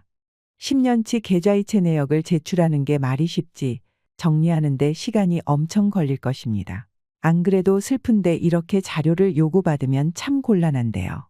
국세청에서는 10년 내에 고인에게 증여받은 자산이 있는지 조사하기 위해 꼭 필요한 자료라고 합니다. 이것을 우리는 사전 증여 과세제도라고 하는데요. 상속세는 고인이 남긴 상속 재산에 대해서 내는 세금입니다. 이건 다들 아실 겁니다. 그런데 여기에 하나를 더 해야 합니다. 10년 내 이미 증여한 재산에 대해서도 상속재산에 더해서 상속세를 계산해야 합니다. 알고 계셨나요? 여기서 이런 생각이 들 수 있는데요. 아니, 나는 과거에 현금 증여받고 세금도 냈는데 여기에 또 상속세 과세하면 이거 세금 2번 내는 거 아닌가 의문이 드실 겁니다. 증여세 냈는데 상속세를 또 내라고 하면 너무 억울하죠. 그래서 과거에 이미 납부한 증여세는 상속세에서 차감을 해줍니다. 그런데 7년 전에 현금 2천만 원을 증여받은 내역을 국세청이 찾아냈습니다. 7년 전에 증여 신고를 안 했으니 상속세와 별도로 이때 안 낸 세금을 추징하겠다고 합니다. 그런데 어차피 사전 증여는 상속재산에 포함되어 결국엔 상속세로 내야 하는데 무슨 증여세를 또 따로 추징하냐 하실 텐데요. 국세청은 상속세로 과세되니 증여세는 따로 낼 필요가 없다고 답합니다. 다만 7년 전 증여받을 때 무신고했으니까 그에 대한 가산세는 내야 한다고 하죠. 무신고 가산세 20%와 납부 지연 가산세 50%를 내야 하는 것입니다. 7년 전 내야 할 증여세가 200만 원이었다면 140만 원을 가산세로 내야 하는 것입니다. 7년 전 증여받은 현금에 대해서 세금을 내게 될지도 몰랐는데 가산세까지 추가로 더 내야 한다니 그야말로 세금 날벼락을 맞은 셈인데요. 이런 세금 날벼락을 맞기 싫으시면 부모님의 연세가 많으신 분이나 부모님 재산이 10억 이상인 분들은 소액 현금 증여하고 증여 신고를 하시는 게 좋습니다. 재산이 10억 이상이고 특히 부동산을 소유하고 계시다면 대부분 상속세 조사가 나오니 조심하셔야 합니다. 또한 10년 내 5천만 원 이상 현금을 이체받으신 분도 마찬가지입니다. 부모 자식 간 증여 공제는 5천만 원이기 때문이죠. 넷째는 증여, 상속세 절세하는 방법입니다. 첫 번째 방법은 감정평가를 활용하라입니다. 여기서 핵심 키워드는 증여 재산가액입니다. 증여나 상속으로 얼마짜리를 받느냐에 따라서 세금이 달라지는데요. 근데 이 증여받는 것 중 가장 큰 부분을 차지하는 것이 부동산입니다. 특히 부동산 같은 경우는 가치를 평가하는 방법이 원칙은 시가입니다. 그리고 그 시가를 알 수 없을 경우에 국가에서 정한 기준 시가라는 방법을 통해서 그 재산을 평가하는데요. 중요한 것은 내 부동산에 대한 어떤 명확한 시가가 있으면 그게 우선시되지만 내 부동산에 대한 시가를 알 수 없을 때는 어쩔 수 없이 다른 유사한 부동산을 준용할 수밖에 없습니다. 그럼 내 부동산에 대한 시가의 대표적인 게 감정가액입니다. 그러면 감정가액이 있다고 하면 다른 부동산에 대한 거래 금액을 준용하지 않아도 된다는 얘기인데요. 다른 부동산에 거래된 금액이 나한테 불리할 경우에는 감정평가를 받으면 내 부동산에 대한 시가가 우선 적용되기 때문에 내가 받은 감정가액으로 세금을 책정할 수 있게 된다는 겁니다. 만약에 내가 감정평가를 하지 않고 아파트를 자녀한테 증여한다고 했을 때 비슷한 남의 부동산 가액으로 책정할 경우에는 7억 5천인데 감정가액은 6억일 수 있다는 것이죠. 이 감정가액이라는 게 약간 융통성이 있습니다. 지금처럼 가격 폭락이 클 때는 더 그렇습니다. 내 부동산에 대한 감정을 받아서 세금을 책정하면 6억에 대한 세금이 부과되니까 훨씬 절세할 수 있게 됩니다. 만약 이걸 배우자한테 증여한다고 했었을 때 내가 감정을 받지 않으면 7억 5천으로 배우자 공제 6억을 적용하고 그 초과되는 1억 5천에 대해서 세금을 계산하면 2천만 원을 내야 되는데 감정을 받았더니 6억 원으로 낮게 평가를 받아서 배우자 공제 6억 원을 차감하면 낼 세금이 없게 됩니다. 두 번째 방법은 10년마다 증여하라입니다. 증여세 계산 구조는 내가 증여할 시점에서 과거 10년 동안 증여한 걸 다 합산해서 계산하게 되어 있습니다. 그런데 그 이전부터 증여재산 공제를 활용해서 각자 적용받을 수 있는 공제액만큼 공제를 받아 미리 증여를 하면 절세할 수 있습니다. 예를 들어 직계비 속인 자녀가 출생을 하면 미성년자일 때는 2천만 원 공제가 가능하니 한 살에 2천만 원을 증여하고 11살이 되었을 때 또 2천만 원을 증여하고 21살 성인이 됐을 때는 증여 공제를 받을 수 있는 금액 5천만 원을 증여하고 이런 식으로 미리 쪼개서 증여를 하는 방법입니다. 31살까지 1억 4천만 원가량의 금액에 대한 증여세를 안 내도 되는 것입니다. 근데 만약 이 1억 4천만 원이라는 금액을 그냥 31살 때 자녀한테 준다라고 하면은 1억 4천에서 공제 5천만 원을 초과되는 부분에 대한 세금을 계산해 보면 내야 할 세금이 900만 원 정도 됩니다. 정리하면 사전증여 재산공제를 통해 900만 원을 아낀 것이죠. 세 번째 방법은 채무를 활용하는 것입니다. 증여받는 부동산에 채무가 있을 경우 은행 대출금이라든지 보증금을 내가 떠안는다는 전제 조건에서 증여를 받으면 그 채무는 내가 갚아야 되기 때문에 전체 금액을 증여로 보지 않고 그 채무 금액을 차감한 금액만큼만 증여로 봅니다. 그럼 예를 들어서 5억짜리 부동산이 있는데 보증금이 2억 있으면 실제로 받은 건 3억이 되겠죠. 이걸 부담부 증여라고 하는데요. 그렇게 되면 당연히 채무가 크면 클수록 증여세 부담은 적어질 것입니다. 그런데 그 대신 채무를 주는 사람에게는 유상양도로 보기 때문에 양도소득세가 과세됩니다. 부모 입장에서는 양도소득세를 내야 하지만 가족 전체로 봤을 때는 절세의 효과가 있는 것입니다. 울타리 세금이라고도 하죠. 특히 이 부담부 증여는 다주택자 같은 경우에 양도세가 중과되기도 했었는데요. 그렇게 되면은 양도소득세율이 가산 적용되기 때문에 양도소득세 부담이 너무 컸습니다. 그때는 부담부 증여가 큰 실익이 없습니다. 하지만 지금 거의 대부분이 조정 대상 지역에서 해제가 됐습니다. 그렇게 되면 부담부 증여에서 채무 부분에 대해 세율이 중과가 되지 않기 때문에 단순 증여보다는 부담부 증여가 훨씬 더 유리할 수 있는 것입니다. 지금 시점에 가장 활용하기 좋은 절세 방법이라고 보시면 될 것 같습니다. 한번 사례를 들어보면 시가 8억짜리 아파트를 증여하려고 합니다. 근데 여기에 채무가 5억 원이 있어요. 근데 채무를 부모님이 갚아주게 된다면 단순 증여가 되겠죠. 그럼 자녀 입장에서 8억 원에 대한 증여세를 계산해보면 자녀 공제 5천만 원을 받는다 해도 총 1억 6,500만 원이 나옵니다.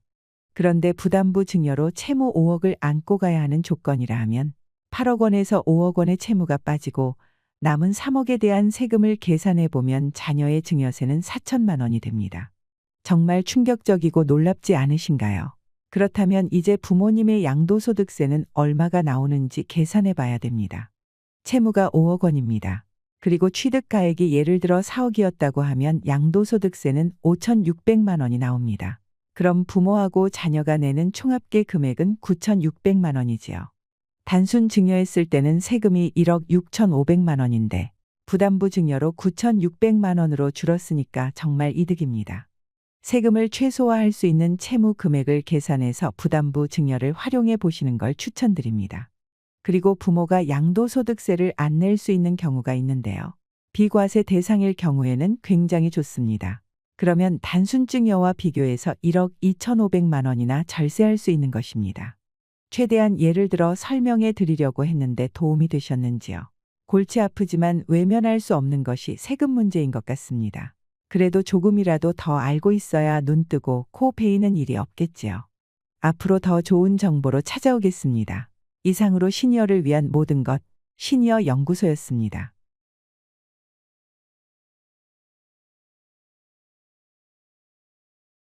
오늘은 조금 무겁지만 우리에게 꼭 필요한 이야기를 해볼까 합니다. 제가 평생토록 들었던 인생의 조언 중에 과연 최고라고 손꼽을 수 있는 현인의 말씀입니다. 세상에 없는 세 가지와 우리가 알고 있는 세 가지, 그리고 우리가 모르는 세 가지에 대해 이야기 나누고 싶습니다. 인생의 후반전을 살아가고 계신 분들이라면 오늘 영상 끝까지 들으시면 좋겠습니다. 분명히 특별하고도 소중한 시간이 될 것입니다. 주위에 좋은 분들이 있다면 공유해 주세요. 지금 바로 시작합니다. 이 세상을 살면 무슨 일이 벌어지든 내가 구애받지 않는 것을 해탈이라고 합니다. 배를 타고 바다에 가면서 바람도 불지 말고 파도도 치지 마라.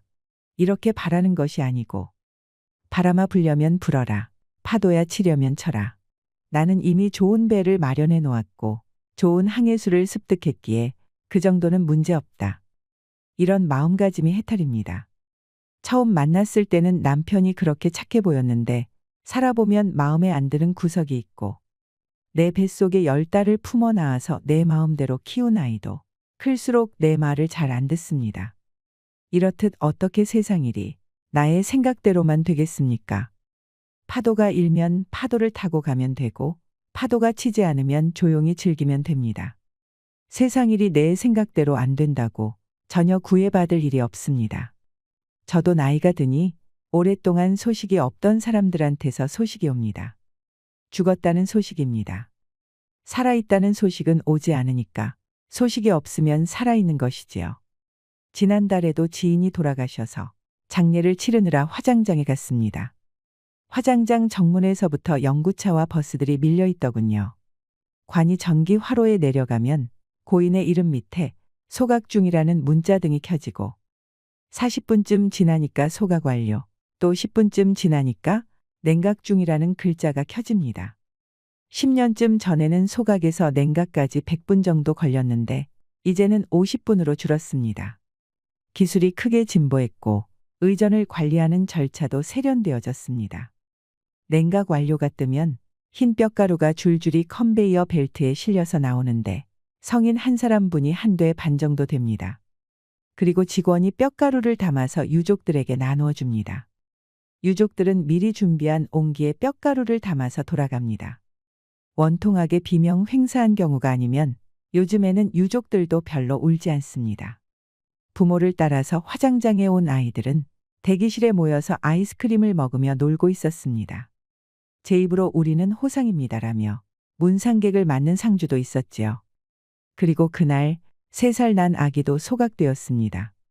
작은 관이 내려갈 때 젊은 엄마는 돌아서서 울었습니다. 아기의 뼈가루는 서너 홉쯤 되었을 것입니다. 뼈가루를 보면 흰 분말에 흐린 기운이 스민 안개 색깔입니다. 입자가 고와서 먼지처럼 보이기도 하죠. 이렇게 한 세상 살다가 가는구나. 저는 그렇게 생각했습니다. 누구나가 죽으면서 그렇게 세상과 작별합니다. 금방 있던 사람이 금방 없어졌는데 뼈가루는 남은 사람들의 슬픔이나 애도와는 사소한 관련도 없고 수명이 다하고 업이 다한 것을 말해줄 뿐입니다. 죽으면 말 길이 끊어져서 죽은 자는 산자에게 죽음의 내용을 전할 수 없고 죽은 자는 죽었기 때문에 죽음을 인지할 수 없습니다. 인간은 그저 죽을 뿐 경험할 수는 없습니다. 우리는 삶의 무거움과 죽음의 가벼움을 생각해야 합니다. 죽음이 저토록 가벼움으로 우리는 남은 삶의 무거움을 버티어낼 수 있는 건지도 모릅니다. 더한 욕심을 부릴 것도 없고 무거운 짐을 지고 살아갈 필요도 없는 것입니다. 죽음은 날이 저물고 비가 오고 바람이 부는 것과 같은 자연 현상입니다. 나이가 들면 죽음이 두렵습니다. 하지만 두려워할 필요가 없습니다.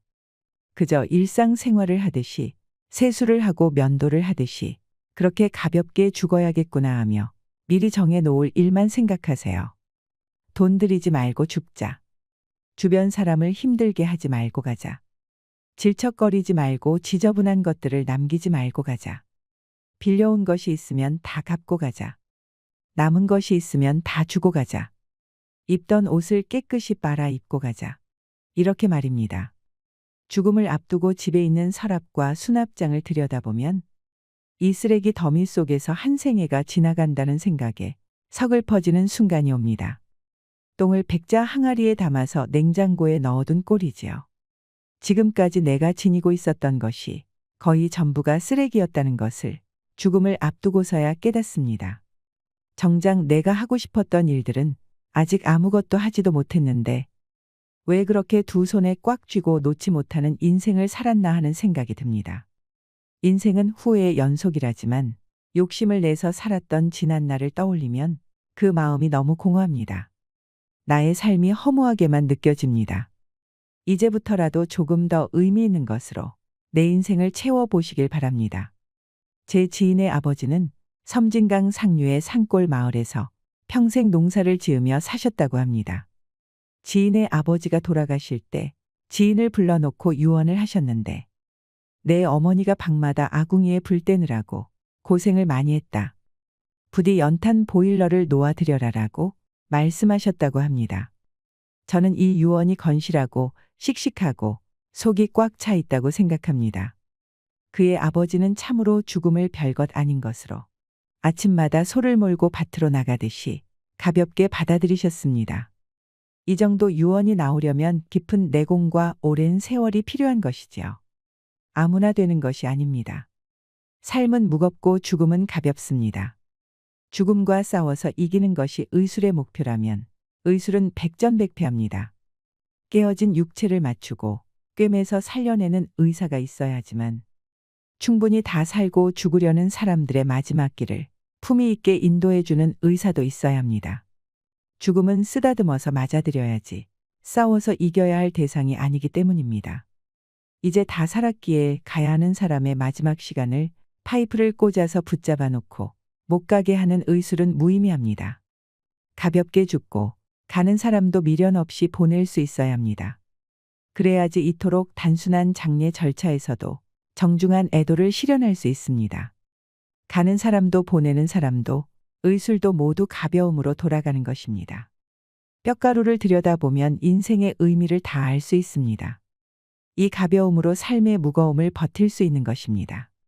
천하를 통일했던 중국의 진시 황제나 애플을 창시하여 억만장자가 된 스티브 잡스, 영원히 북한을 통치할 것 같았던 김일성. 그들은 모두 이 세상을 떠났습니다. 삼성그룹의 이건희 회장도 병상에 누워있다 결국 고인이 됐습니다. 이렇게 화려하게 살다가 떠나간 사람 중 누가 부럽나요? 세상에는 없는 게 세 가지가 있습니다. 첫째는 정답이 없습니다. 둘째는 비밀이 없습니다. 셋째는 공짜가 없습니다.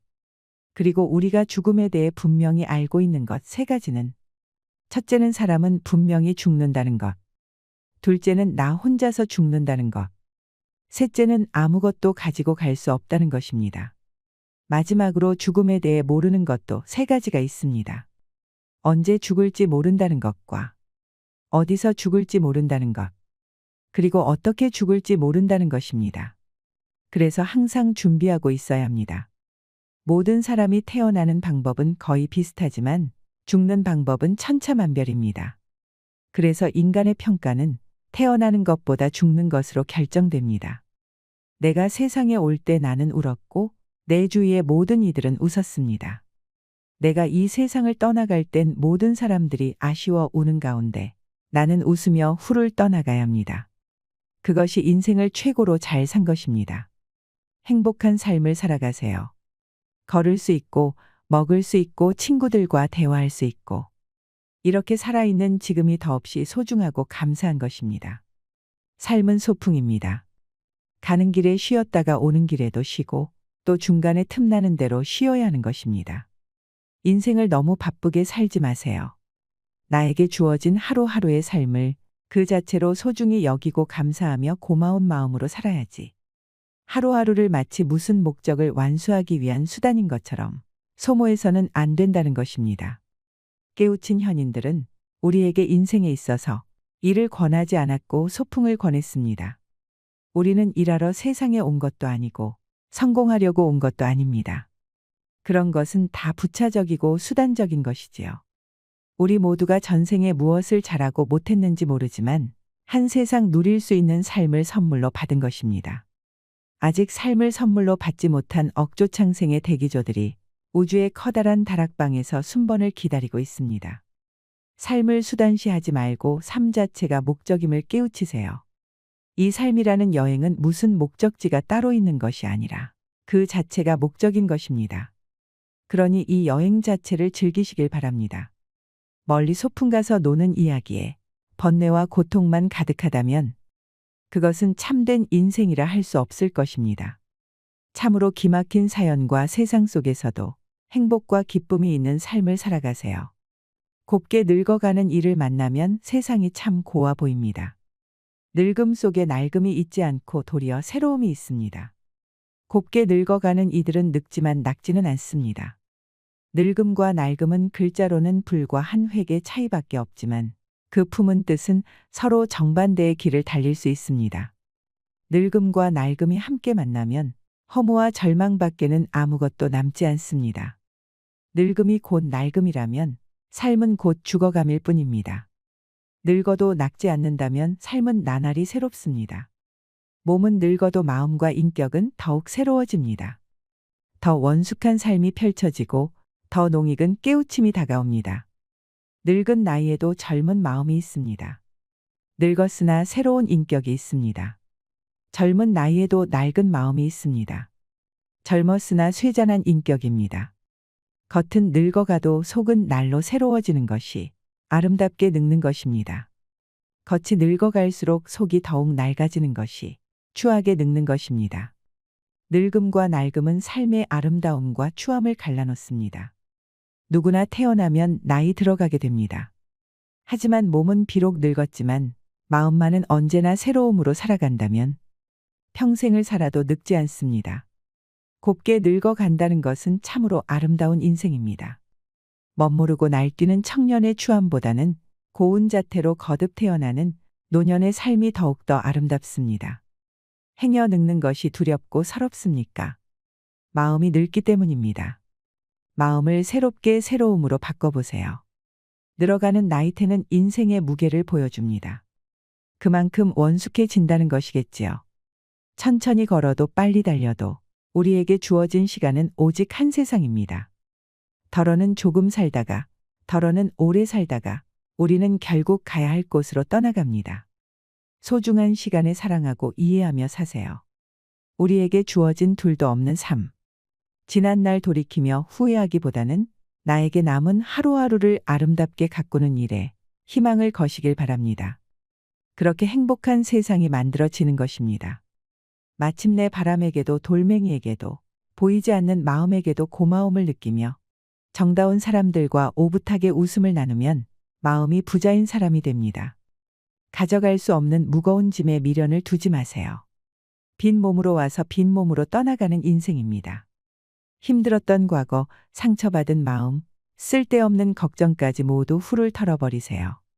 아까울 것 하나 없습니다. 힘겹게 이고 지고 안고 있으면 인생이 금방 지치고 힘이 들게 됩니다. 간밤에 꾼 호화로운 꿈도 깨고 나면 모든 것이 허무하고 무상하지요. 어제의 꽃피는 봄날도 오늘의 그림자에 가려져 보이지 않는데 지금 두 손에 붙든 미련을 놓아버리고 가벼워지세요. 어차피 떠나가야 할 그 길이라면 그 무거운 짐일랑 다 벗어 던지고 처음 왔던 그 모습으로 편히 떠날 수 있는 삶을 살아가시길 바랍니다. 혹여나 지나간 일에 대한 자책감으로 힘들어하고 계신 분들이 있다면, 다가올 미래에 대한 걱정에 두려운 분들이 있다면, 일어나지도 않은 어떤 일 때문에 너무 걱정하지 마세요.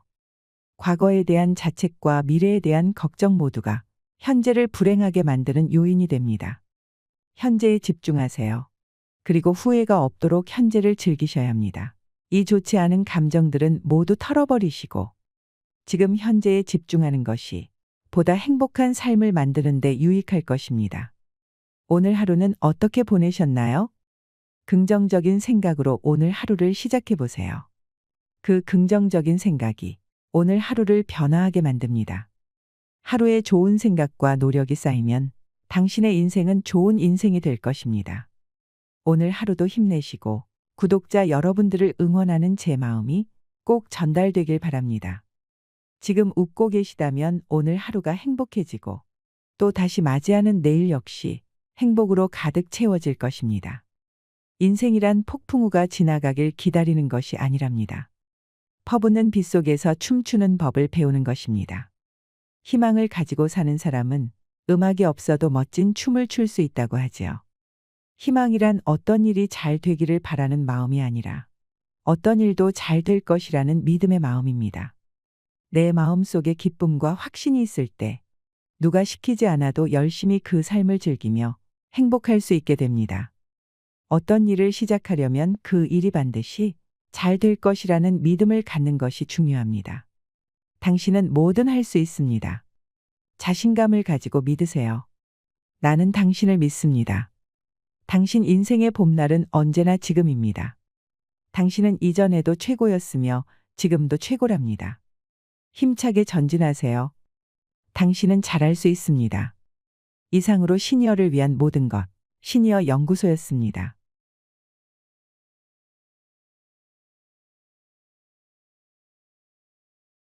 우리 주위에는 가까이 할수록 독이 되는 사람이 있습니다. 진국인 사람과 아닌 사람을 구별할 줄 아는 사람은 사람을 보는 눈이 있다고 하는데요. 손절해야 할 친구를 끊어내지 못하면 내가 상처받고 남에게 휘둘리기 쉽습니다. 좋은 사람을 알아보는 것은 인생을 살아가는데 참 중요하죠. 세상을 살아가다 보면 저 사람은 보면 볼수록 참 진국이야, 이런 생각이 들 때가 있습니다. 내 주변에 진국인 사람이 있다면 그것은 큰 복이고, 내가 주변 사람으로부터 진국이라는 얘기를 듣는다면 더 큰 복입니다. 그런데 어떤 사람들은 내 곁에 있는 지금 그 사람이 진국인 줄 알고 마음을 열었다가 크게 상처받고 고생만 하는 사람들이 있습니다. 진국인 사람을 구별할 줄 알면 남에게 뒤통수 맞을 일도 줄어들 것입니다. 오늘은 진국인 사람의 특징이 무엇인지 알아보고 내 곁에 두어야 할 진국인 사람을 구별하는 방법에 대해 이야기 나누고 싶습니다. 진국인 사람일수록 절대 하지 않는 것들이 있습니다. 첫 번째는 상대방이 곤란해야 할 질문을 하지 않습니다. 결혼을 안 하는지 묻거나, 아이는 왜 안 가지는 건지 묻거나, 얼마를 버는지 캐묻는 사람들이 있습니다. 남의 것에 관심이 많은 사람들은 내 것을 잘 보지 못합니다. 물론 궁금해서 물어볼 수도 있고 걱정이 돼서 물어보는 것일 수도 있습니다. 가족들이나 친구들과 만나면 흔하게 나오는 질문들이 있습니다. 그런데 그 질문들이 흔하다고 해서 아무렇게나 해도 되는 것은 아닙니다. 상대방이 그 말을 들었을 때 어떤 마음일지 배려하고 생각해야 합니다.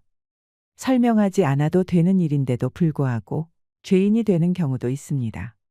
정답이 없는 인생에서 정답이 있는 것처럼 남을 가르치려 하는 경우도 많습니다. 상대가 말하기 곤란해할 것을 알면서도 자신의 호기심 때문에 기어코 물어보고 알아냅니다.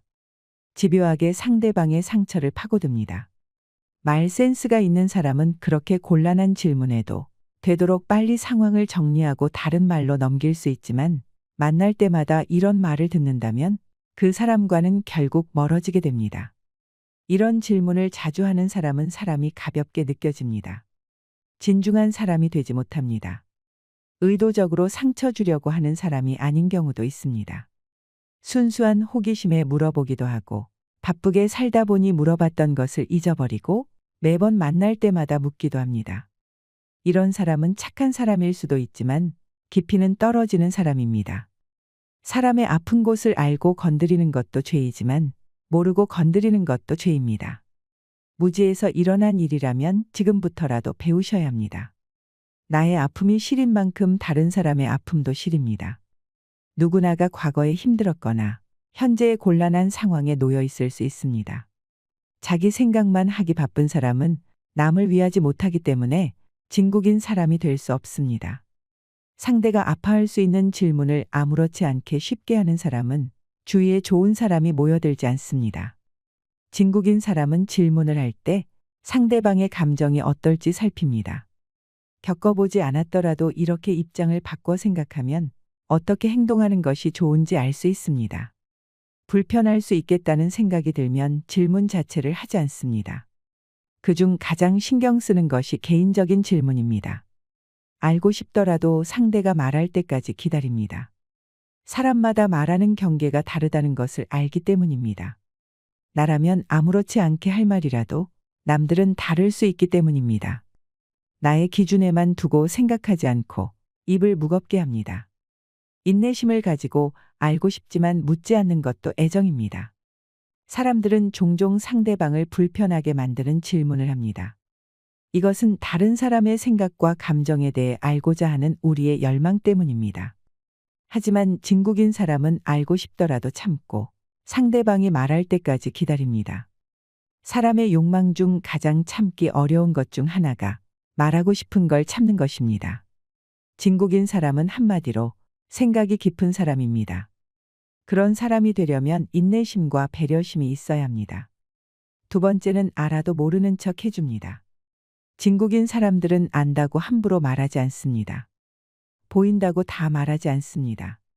이미 눈치챈 선물을 몰랐던 것처럼 해주어 상대방의 기쁨을 지켜주고 민망해 할 수 있는 상황도 모른 척 해주어 자존심을 지켜줍니다. 알아도 모른 척 해주는 순간은 삶의 지혜가 빛나는 순간입니다. 상대의 마음을 지켜주고 기회를 주는 것입니다.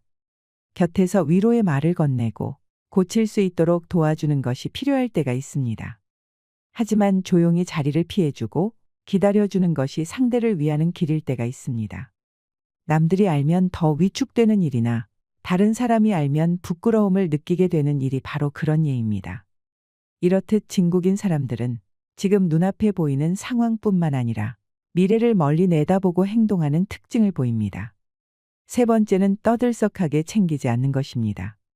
진국인 사람들은 자신이 준비하는 것을 떠들썩하게 말하고 다니지 않습니다.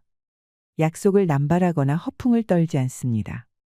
사람들이 감동하는 이유는 그 사람이 나에게 보여준 깊은 생각과 살펴주는 마음 때문입니다. 말하지 않았지만 다 살펴보고 고민하고 있었다는 것에 고맙고 그가 지닌 진중함에 신뢰를 느낍니다. 사람은 나의 어떤 부분을 기억해 주는 것만으로도 소중함을 느끼는 존재입니다. 네 번째는 말을 쉽게 하지 않습니다. 지키지 못할 약속을 함부로 하지 않고 다른 사람에게 상처 줄 말을 삼가합니다. 진국인 사람이 빛나는 이유는 배려를 할 줄 알기 때문입니다.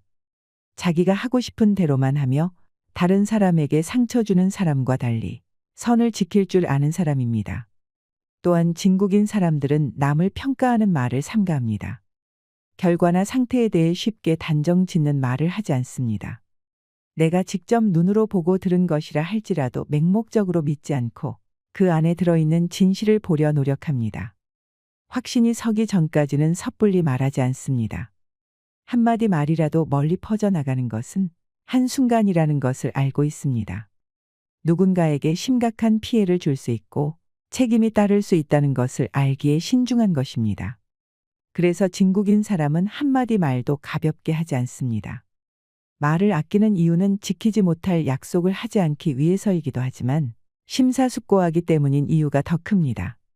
칭찬받기 위해 하는 것도 아니고 생색내기 위한 것은 더욱 아닙니다. 진짜 내 사람인지 구별하는 5가지 방법에 대해서도 말씀드리겠습니다. 첫 번째는 만나면 마음이 편한지 불편한지 생각해 보세요. 시간을 내어 누군가와 약속을 하고 만났을 때 만나면 시간이 금방 가는 것만 같고 같이 있으면 즐겁고 편한 사람이 있으신가요? 그렇다면 그 사람은 내 인생에 있어서 꼭 옆에 두어야 할 사람입니다. 반대로 만나면 이상하게 불쾌해지고 불편하며 집에 와서는 찝찝한 기분으로 무언가를 골똘히 생각하게 만드는 사람이 있으신가요? 그런 사람은 내 사람의 기준에 포함되지 않습니다. 삶을 살다 보면 정말 많은 부류의 사람을 만나게 됩니다. 인생을 오래 살아왔고 많은 경험을 가지신 분들은 알 것입니다. 재물이 많고 잘나고 똑똑한 친구를 옆에 두는 것보다 같이 있으면 마음이 편해지고 사심 없이 나의 이야기를 들어주는 친구가 있다는 것이 얼마나 소중하고 값진 것인지를요. 재물이 많고 똑똑한 친구 있으면 좋습니다. 하지만 그것이 전부가 아닙니다. 삶을 지혜롭게 살아온 사람들은 하나같이 말합니다. 내 마음이 편한 것이 인생의 최고의 덕목이라고 말이죠. 내 사람이라고 생각되게 하는 사람은 그 사람을 생각하게 되었을 때 마음이 따뜻해지며 저절로 미소가 지어집니다. 만나면 마음이 편안해지고 마음의 위로가 되는 사람입니다. 그런 사람의 특징은 함께 무언가를 이야기하지 않더라도 옆에 있어주는 것만으로도 힘이 되고 편안합니다. 멀리에 있어도 가깝게 있는 듯이 느껴지고 가까이에 있어도 부담되지 않습니다. 만나면 잔잔한 웃음과 함께 시간이 흘러가는 것도 잊게 만들 만큼 즐거운 시간을 보낼 수 있는 사람입니다. 혹시 이런 사람이 주변에 있으신가요? 그렇다면 그 사람은 내 사람으로 두어도 되는 사람입니다. 두 번째는 시간을 내서라도 나를 만나는지 생각해 보세요. 내가 누군가를 만날 때 정말 만나고 싶고 같이 있으면 좋은 사람은 어떻게든 만나고 싶어 합니다. 시간이 없다면 시간을 만들어서라도 약속을 잡지요. 상대방도 마찬가지입니다. 나와 같이 있고 싶고 꼭 만나고 싶다면 아무리 바쁘더라도 시간을 내어 나와의 약속을 만듭니다. 그만큼 나를 좋아해 주는 사람이기에 내 사람이 될 수 있습니다. 시간이 날 때만 나를 만나려고 하는 것과 시간을 내서라도 나를 만나려고 하는 것은 정말 큰 차이가 있습니다. 시간은 마음과 비례합니다. 시간을 내서 나를 만나러 오는 사람은 그 사람의 소중한 하루 중 일부를 나에게 내어주는 것입니다. 사는 게 바빠서 자신의 시간도 제대로 가지지 못하는 현대사회에서 시간을 내어 만난다는 것은 나라는 존재를 깊이 생각하고 있다는 것입니다. 나를 찾아주는 사람이 있다는 것은 정말 소중하고 값진 일입니다. 나를 기억해주고 알아봐주는 사람이 있다면 그 사람은 무조건 내 사람 중 한 명입니다. 세 번째는 안 맞는 점도 인정하고 받아들이는지 생각해 보세요. 사람은 누구나 완벽할 수는 없습니다. 누구나 장점이 있고 단점이 있기 마련입니다. 사람은 모두 성격과 타고난 기질, 살아온 환경이 모두 다릅니다. 그렇게 타인과 내가 다름을 인정하고 존중하는 것은 평생을 써도 이해하기 힘든 영역 중 하나이기도 합니다. 하지만 완벽하게 모든 것을 이해할 수는 없어도 성숙한 어른이라면 이해하고 노력하려고 합니다. 상대방과 내가 다른 것은 어쩔 수 없는 것입니다. 모든 것이 통할 수는 없기 때문입니다. 그렇게 사람과의 인간관계에서 나와의 다름을 인정하고 받아들일 수 있는 사람은 성숙한 어른입니다. 그리고 그만큼 공감 능력이 뛰어난 사람입니다. 인생에 정답이 없듯이 사람도 누가 맞고 누가 틀리고는 존재하지 않습니다. 나와 다른 상대방을 존중하며 받아들일 수 있는 이런 사람은 그릇이 큰 사람이기에 내 사람으로 두어야 할 사람 중 한 명입니다. 네 번째는 나를 존중해 주는지 생각해 보세요. 서로가 존중하는 자세를 가지면 함부로 대할 수 없습니다. 내가 상대방을 존중해 주는데 상대방은 나를 무시하고 험하게 대한다면 그 사람은 절대 내 사람이 될 수 없습니다. 존중을 받는다는 것이 거창하고 대단한 것이 아닙니다. 있는 그대로의 나를 받아들이고 내가 말하는 모든 것을 함부로 폄하하지 않는 것을 말합니다. 만약에 나에게 함부로 대하고 무시하는 사람이 있다면 독이 되는 그 사람과의 관계를 끊어내시는 게 좋습니다. 나를 존중해주는 사람과 함께 삶을 살아가시길 바랍니다. 그런 사람을 곁에 두어야 긍정적인 삶을 살아가는 힘을 기를 수 있습니다. 다섯 번째는 내가 힘들 때 곁에 있어주는 사람입니다.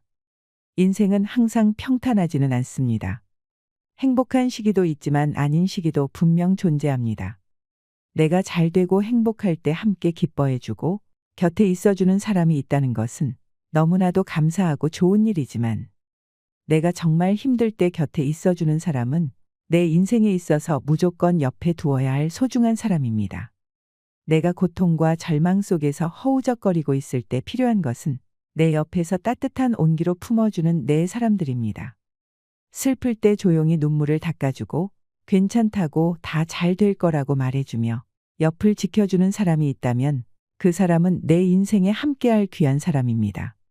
이런 사람은 내 사람임을 깨닫고 소중하게 대해주어야 합니다. 친구와 잘 지내려니 단점이 보이고 손절하려니 장점이 보일 때가 있습니다.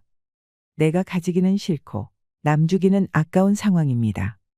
그럴 때는 이렇게 생각해 보세요. 인생은 괴로움과 즐거움이 함께 온다는 말이 있습니다. 즐거움을 즐기고 싶다면 고통을 기꺼이 받는 자세가 필요합니다. 하지만 괴로움을 완전히 없애고 싶다면 즐거움도 같이 버려야죠. 손해가 싫으면 이익도 버려야 하고, 이익이 좋으면 손해를 기꺼이 감수해야 한다는 것은 먼저 세상을 살다 간 현인들의 공통된 깨달음입니다. 곱게 늙어가는 이를 만나면 세상이 참 고와 보입니다. 늙음 속에 낡음이 있지 않고 도리어 새로움이 있습니다. 곱게 늙어가는 이들은 늙지만 낡지는 않습니다. 늙음과 낡음은 글자로는 불과 한 획의 차이밖에 없지만 그 품은 뜻은 정반대의 길을 달릴 수 있습니다. 늙음과 낡음이 함께 만나면 허무와 절망밖에는 아무것도 남지 않습니다. 늙음이 곧 낡음이라면 삶은 곧 죽어감일 뿐입니다. 늙어도 낡지 않는다면 삶은 나날이 새롭습니다. 몸은 늙어도 마음과 인격은 더욱 새로워집니다. 더 원숙한 삶이 펼쳐지고 더 농익은 깨우침이 다가옵니다. 늙은 나이에도 젊은 마음이 있습니다. 늙었으나 새로운 인격이 있습니다. 젊은 나이에도 낡은 마음이 있습니다. 젊었으나 쇠잔한 인격입니다. 겉은 늙어가도 속은 날로 새로워지는 것이 아름답게 늙는 것입니다. 겉이 늙어갈수록 속이 더욱 낡아지는 것이 추하게 늙는 것입니다. 늙음과 낡음은 삶의 아름다움과 추함을 갈라놓습니다. 누구나 태어나면 나이 들어 가게 됩니다. 하지만 몸은 비록 늙었지만 마음만은 언제나 새로움으로 살아간다면 평생을 살아도 늙지 않습니다. 곱게 늙어간다는 것은 참으로 아름다운 인생입니다. 못 모르고 날뛰는 청년의 추함보다는 고운 자태로 거듭 태어나는 노년의 삶이 더욱더 아름답습니다. 행여 늙는 것이 두렵고 서럽다면 마음이 늙어가고 있다는 뜻입니다. 마음을 새로움으로 채워보세요. 한 겹씩 쌓이는 나이테는 인생의 무게를 보여줍니다. 그만큼 원숙해진다는 것이겠지요. 천천히 걸어도 빨리 달려도 우리에게 주어진 시간은 오직 한 세상입니다. 덜어는 조금 살다가, 덜어는 오래 살다가 우리는 결국 가야 할 곳으로 떠나갑니다. 소중한 사람과 마음껏 사랑하며 사세요. 우리에게 주어진 둘도 없는 삶, 지난 날 돌이키며 후회하기보다는 남은 날을 아름답게 가꾸는 일에 희망을 거시길 바랍니다. 그렇게 행복한 세상이 만들어지는 것입니다. 마침내 바람에게도 돌멩이에게도 보이지 않는 마음에게도 고마움을 느끼며 정다운 사람들과 오붓하게 웃음을 나누면 마음이 부자인 사람이 될 것입니다. 삶의 지혜로 모두들 멋진 인생길을 찾아가시길 바랍니다. 이상으로 시니어에 대한 모든 것, 시니어 연구소였습니다.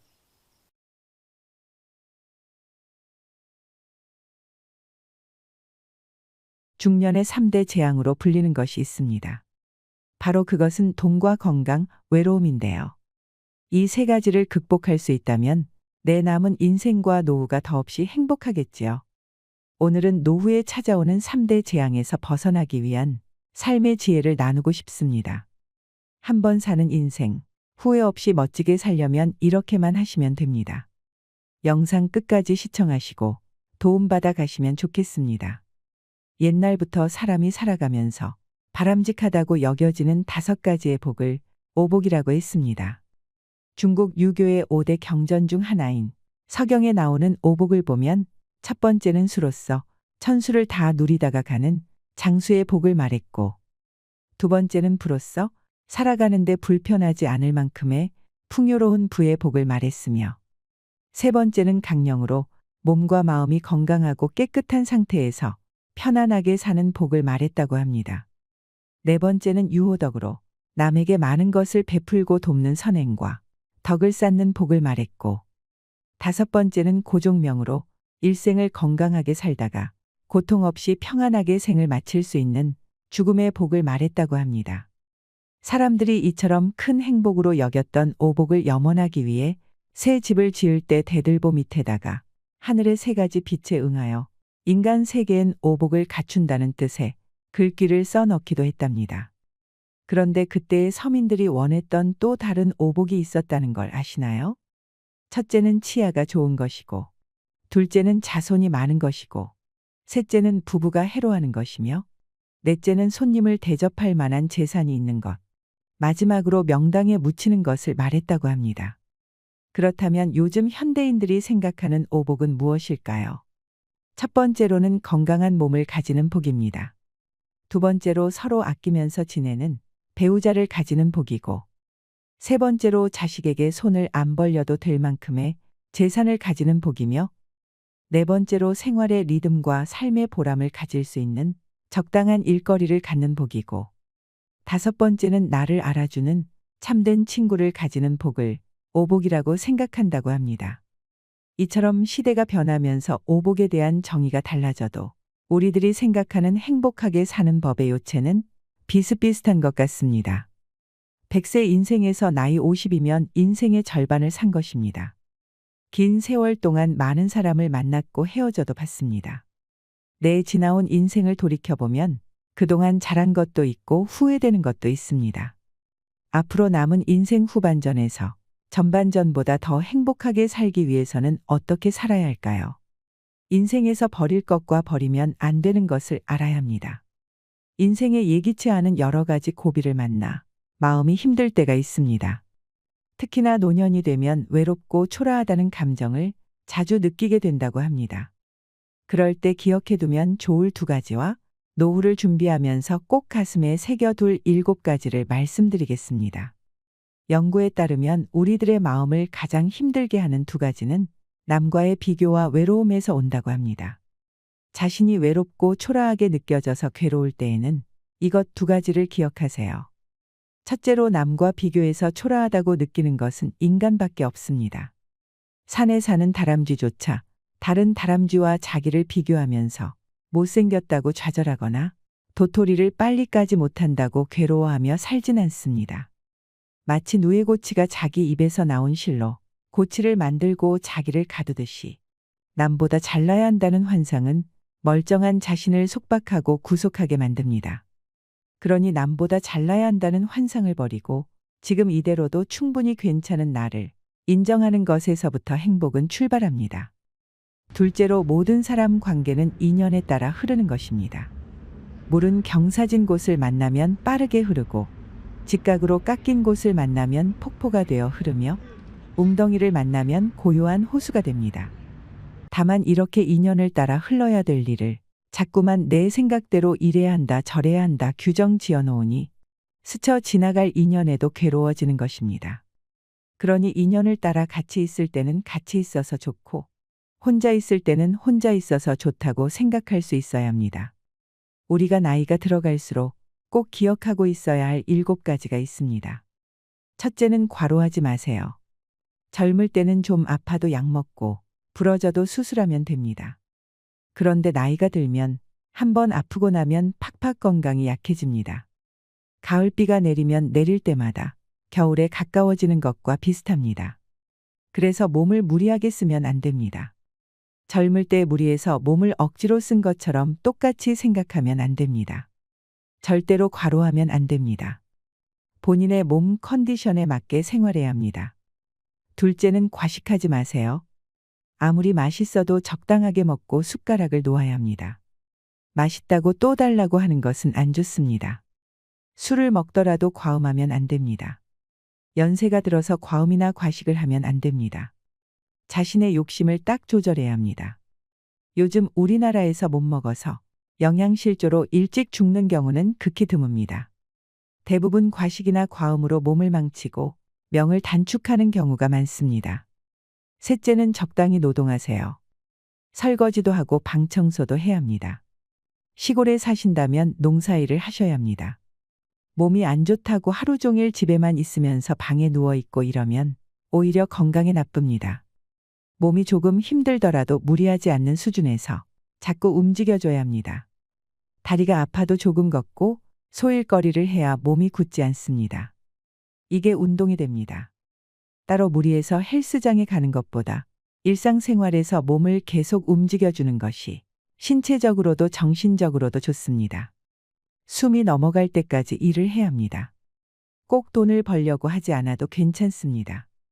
그런데 젊을 때 과로한 습관이 있어서 시골 노인분들은 극히 일에 욕심을 내서 무리를 합니다. 오늘 곡식을 다 못 심으면 내일 심으면 되는데 마무리하고 싶어서 오늘 늦게까지 하다가 밤에 끙끙 앓습니다. 이러지 말고 적당히 해야 합니다.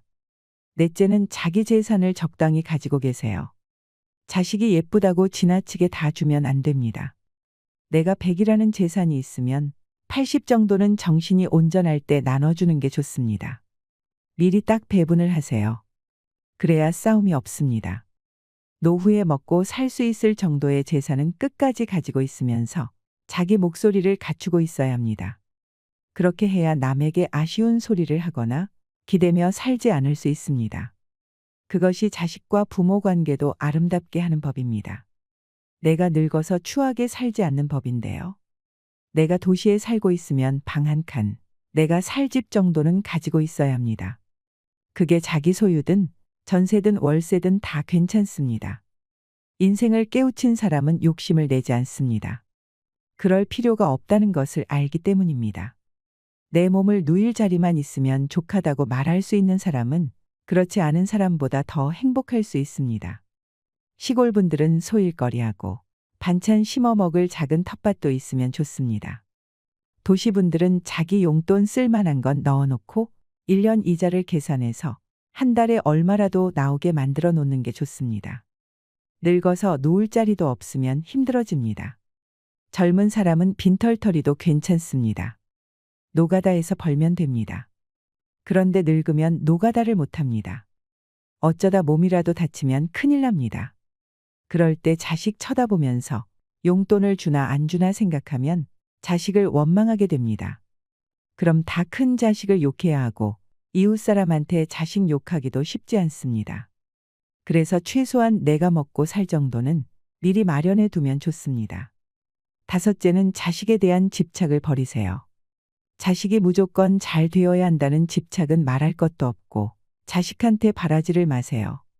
내가 자식한테 바라는 것이 있기 때문에 자꾸 자식을 욕하게 됩니다. 자식을 욕하는 것은 결국 내 욕입니다. 아이를 누가 낳고 누가 키웠을까요? 내 얼굴에 침 뱉기입니다. 인사하러 오면 자식이라도 고맙다. 내가 어릴 때 키웠다고 이렇게 찾아와서 인사해주니 고맙다 생각해야 합니다. 용돈을 주면 고맙다. 나를 찾아오지 않아도 귀찮게 하지 않아서 고맙다.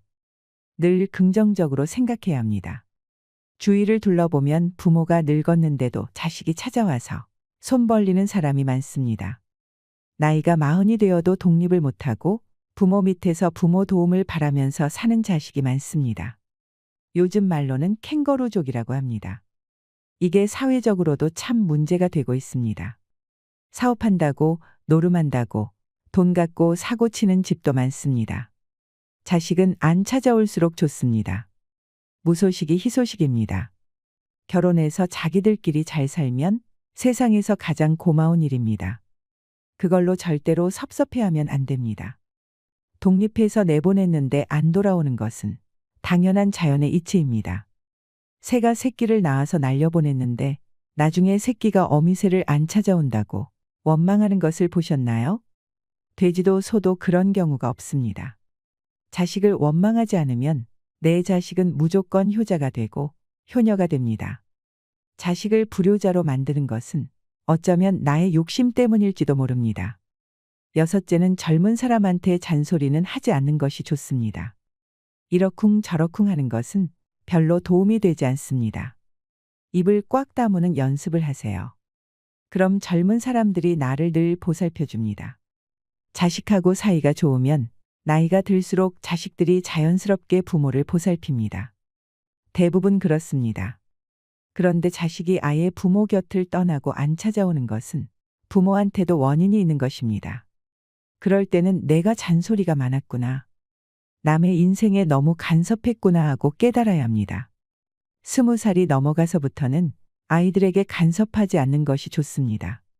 그런데 내 나이가 벌써 50이 넘으면 자식도 나이가 먹고 어른이 되어 가는데요. 자식이 성인이 되어도 이래라 저래라 하는 것이 부모의 특징입니다. 이것은 노인의 특징이기도 합니다. 자기 인생을 아름답게 살기 위해서는 잔소리를 안 해야 합니다. 같이 밥 먹으러 가자. 같이 놀러 가자. 이런 얘기를 하지 말라는 것이 아닙니다. 의사 전달을 위한 말은 다 해야 합니다. 다만 남의 인생에 간섭을 하지 말라는 뜻입니다. 의사 결정을 잘했느니 못했느니 시비를 걸지 말라는 뜻입니다. 일곱째는 인색하지 마세요. 사람들 누구나 자손이 잘 되기를 바라는 마음은 똑같습니다.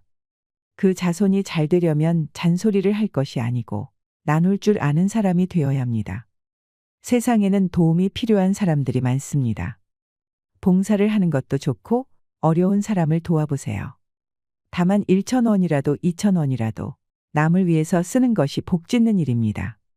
사람이 결국 생을 마칠 때 바라는 것은 두 가지라고 합니다. 하나는 내가 죽어서 좋은 데 가는 것이고 다른 하나는 남은 자손들이 잘 되는 것이지요.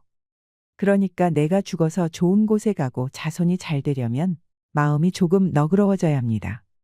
인색하면 안 됩니다. 연세가 들었는데 돈에 너무 집착하고 물건에 집착하면 사람이 가볍고 초라해 보입니다. 젊은 애들은 뭐든지 악착같이 모으고 살려고 하면 그게 예뻐 보이지만 나이 든 사람은 아닙니다. 그래서 나이가 들면 너그러워져야 합니다. 내가 가지고 있는 물건도 어떤 형제나 친구지간에 누가 좋아 보인다고 하면 나눠주기도 할 줄 알아야 합니다. 어차피 죽고 나면 저 세상에 하나도 못 가지고 갑니다. 어차피 죽고 나서는 태울 물건들입니다. 내가 정말 유명해서 박물관에 기증할 것이 아닌 이상 다 태웁니다. 하지만 내가 죽기 전에 남한테 주면 모두 선물입니다. 똑같은 물건인데 죽기 전에는 친구 후배가 좋아하는 선물이지만 죽고 나면 귀신 붙은 물건이 되어서 아무도 안 가져갑니다. 아까운 물건 태우기 아쉽잖아요. 그러니 미리미리 나누어 주세요. 나누는 행동 자체가 집착을 놓는 것입니다. 이것도 노후를 잘 사는 방법입니다. 봄에는 새싹이 돋고 여름이 지나면서 새싹들도 무성하게 자라다가 가을이 되면 단풍이 들고 결국에는 모두 떨어지게 됩니다. 우리는 봄에 세상을 예쁘다고 하고 가을에 가랑잎은 쓸쓸하다고 외롭다고 합니다. 그런데 반드시 그렇기만 한가요? 아닙니다. 봄의 꽃도 예쁘고 가을에 잘 물든 단풍도 정말 곱고 아름답습니다. 봄에 꽃놀이도 많이 가지만 가을에 단풍놀이도 많이 갑니다. 우리 인생도 그렇습니다. 아이가 태어나면 어릴 때라 살결도 부드럽고 얼굴도 곱지요. 이팔 청춘이라고 10대 후반부터 젊을 때는 예쁘고 아름답습니다. 그런데 늙으면 눈도 잘 안 보이고 귀도 잘 안 들립니다. 잘 걷지도 못하고 머리는 하얗게 되지요. 늙으면 죄다라고 말하기도 하는데요. 꼭 그렇다고만 할 수는 없습니다. 인생을 논할 때 젊은 사람이 강단에 서서 말을 하면 잘 안 통합니다. 그런데 머리가 하얗게 센 사람이 인생 얘기를 하면 더 좋아 보여요. 제가 요즘 하는 얘기나 20년 전에 하는 얘기나 똑같은데 젊었을 때는 설득력이 없었습니다. 인기가 적었습니다. 그런데 이제 중년이 넘어서 말을 하니까 조금 설득력이 생겼나 봅니다. 더 늙어서까지 할지는 모르겠지만 갈수록 이야기가 구수해지겠지요. 술도 익어야 맛있고 된장찌개도 된장 국물이 재료에 스며들어야 제맛이 납니다. 밥도 충분히 뜸이 들어야 됩니다. 라면 끓일 때도 적당히 삶아서 밀가루 냄새가 빠져야 먹을 수 있지요. 그게 맛입니다. 우리 인생도 나이가 들면 삶의 맛이 있습니다. 늙어서 초라해지느냐 아니면 원숙해지느냐 이것은 몸뚱이의 문제가 아닙니다. 모든 것은 내 마음의 문제입니다. 그래서 가을에 잘 물든 단풍을 보면 봄꽃보다 더 예쁩니다. 날씨가 쌀쌀할 때 빨갛고 노랗게 익은 단풍을 보면 얼마나 아름답습니까? 잘 늙어 놓으면 무지하게 예쁩니다. 입에서 나오는 한마디 한마디가 인생의 많은 경험에서 우러나오기 때문에 새겨들을 만합니다. 어린애들이 조잘조잘 떠드는 것은 시끄럽고 영양가가 없지만 노인의 말 한마디는 말의 의미가 깊습니다. 늙어서 그런 멋을 잘 부릴 줄 알아야 합니다. 나뭇잎이 떨어졌는데 사람들이 주워가는 것은 단풍밖에 없습니다. 새파란 잎이나 꽃을 주워가는 것을 보셨나요? 떨어졌는데도 사람들이 좋아하는 것은 단풍입니다. 그렇기 때문에 여러분들이 단풍처럼 아름답게 물들면 자식한테 버림받을 일이 없고 자식이 없어도 이웃이나 친구에게, 세상에게 버림받을 일이 절대로 없습니다. 배부르고 등만 따뜻해도 느낄 수 있는 행복을 요즘의 현대인들이 잘 느끼지 못하는 것은 아마도 남들보다 더 많은 행복을 움켜쥐고 싶은 욕심에서 비롯된 게 아닐까요? 행복은 자기 스스로 느끼는 거라고 합니다. 살면서 주변을 바라보지 않고 살 수는 없겠지만 너무 비교하고 살다 보면 사실 그리 초라하지도 않은 자신이 왠지 부족하고 모자라 보일 수도 있습니다. 하루살이 인생은 아니기에 내일을 생각하며 살아야 하겠지만 오직 내일만을 바라보며 오늘이라는 숱한 날들을 희생하고 사는 삶이라면 무슨 의미가 있을까요? 내일을 위해 열심히 일하면서도 오늘 살아있음에 감사하고 오늘 하루를 즐기며 살아가는 삶이었으면 좋겠습니다. 마음 공부를 하고 나를 찾는 일은 지금의 우리에게 참 중요합니다. 그렇게 인생의 후반전을 아름답게 만들어 나가시기를 바랍니다. 이상으로 시니어를 위한 모든 것, 시니어 연구소였습니다.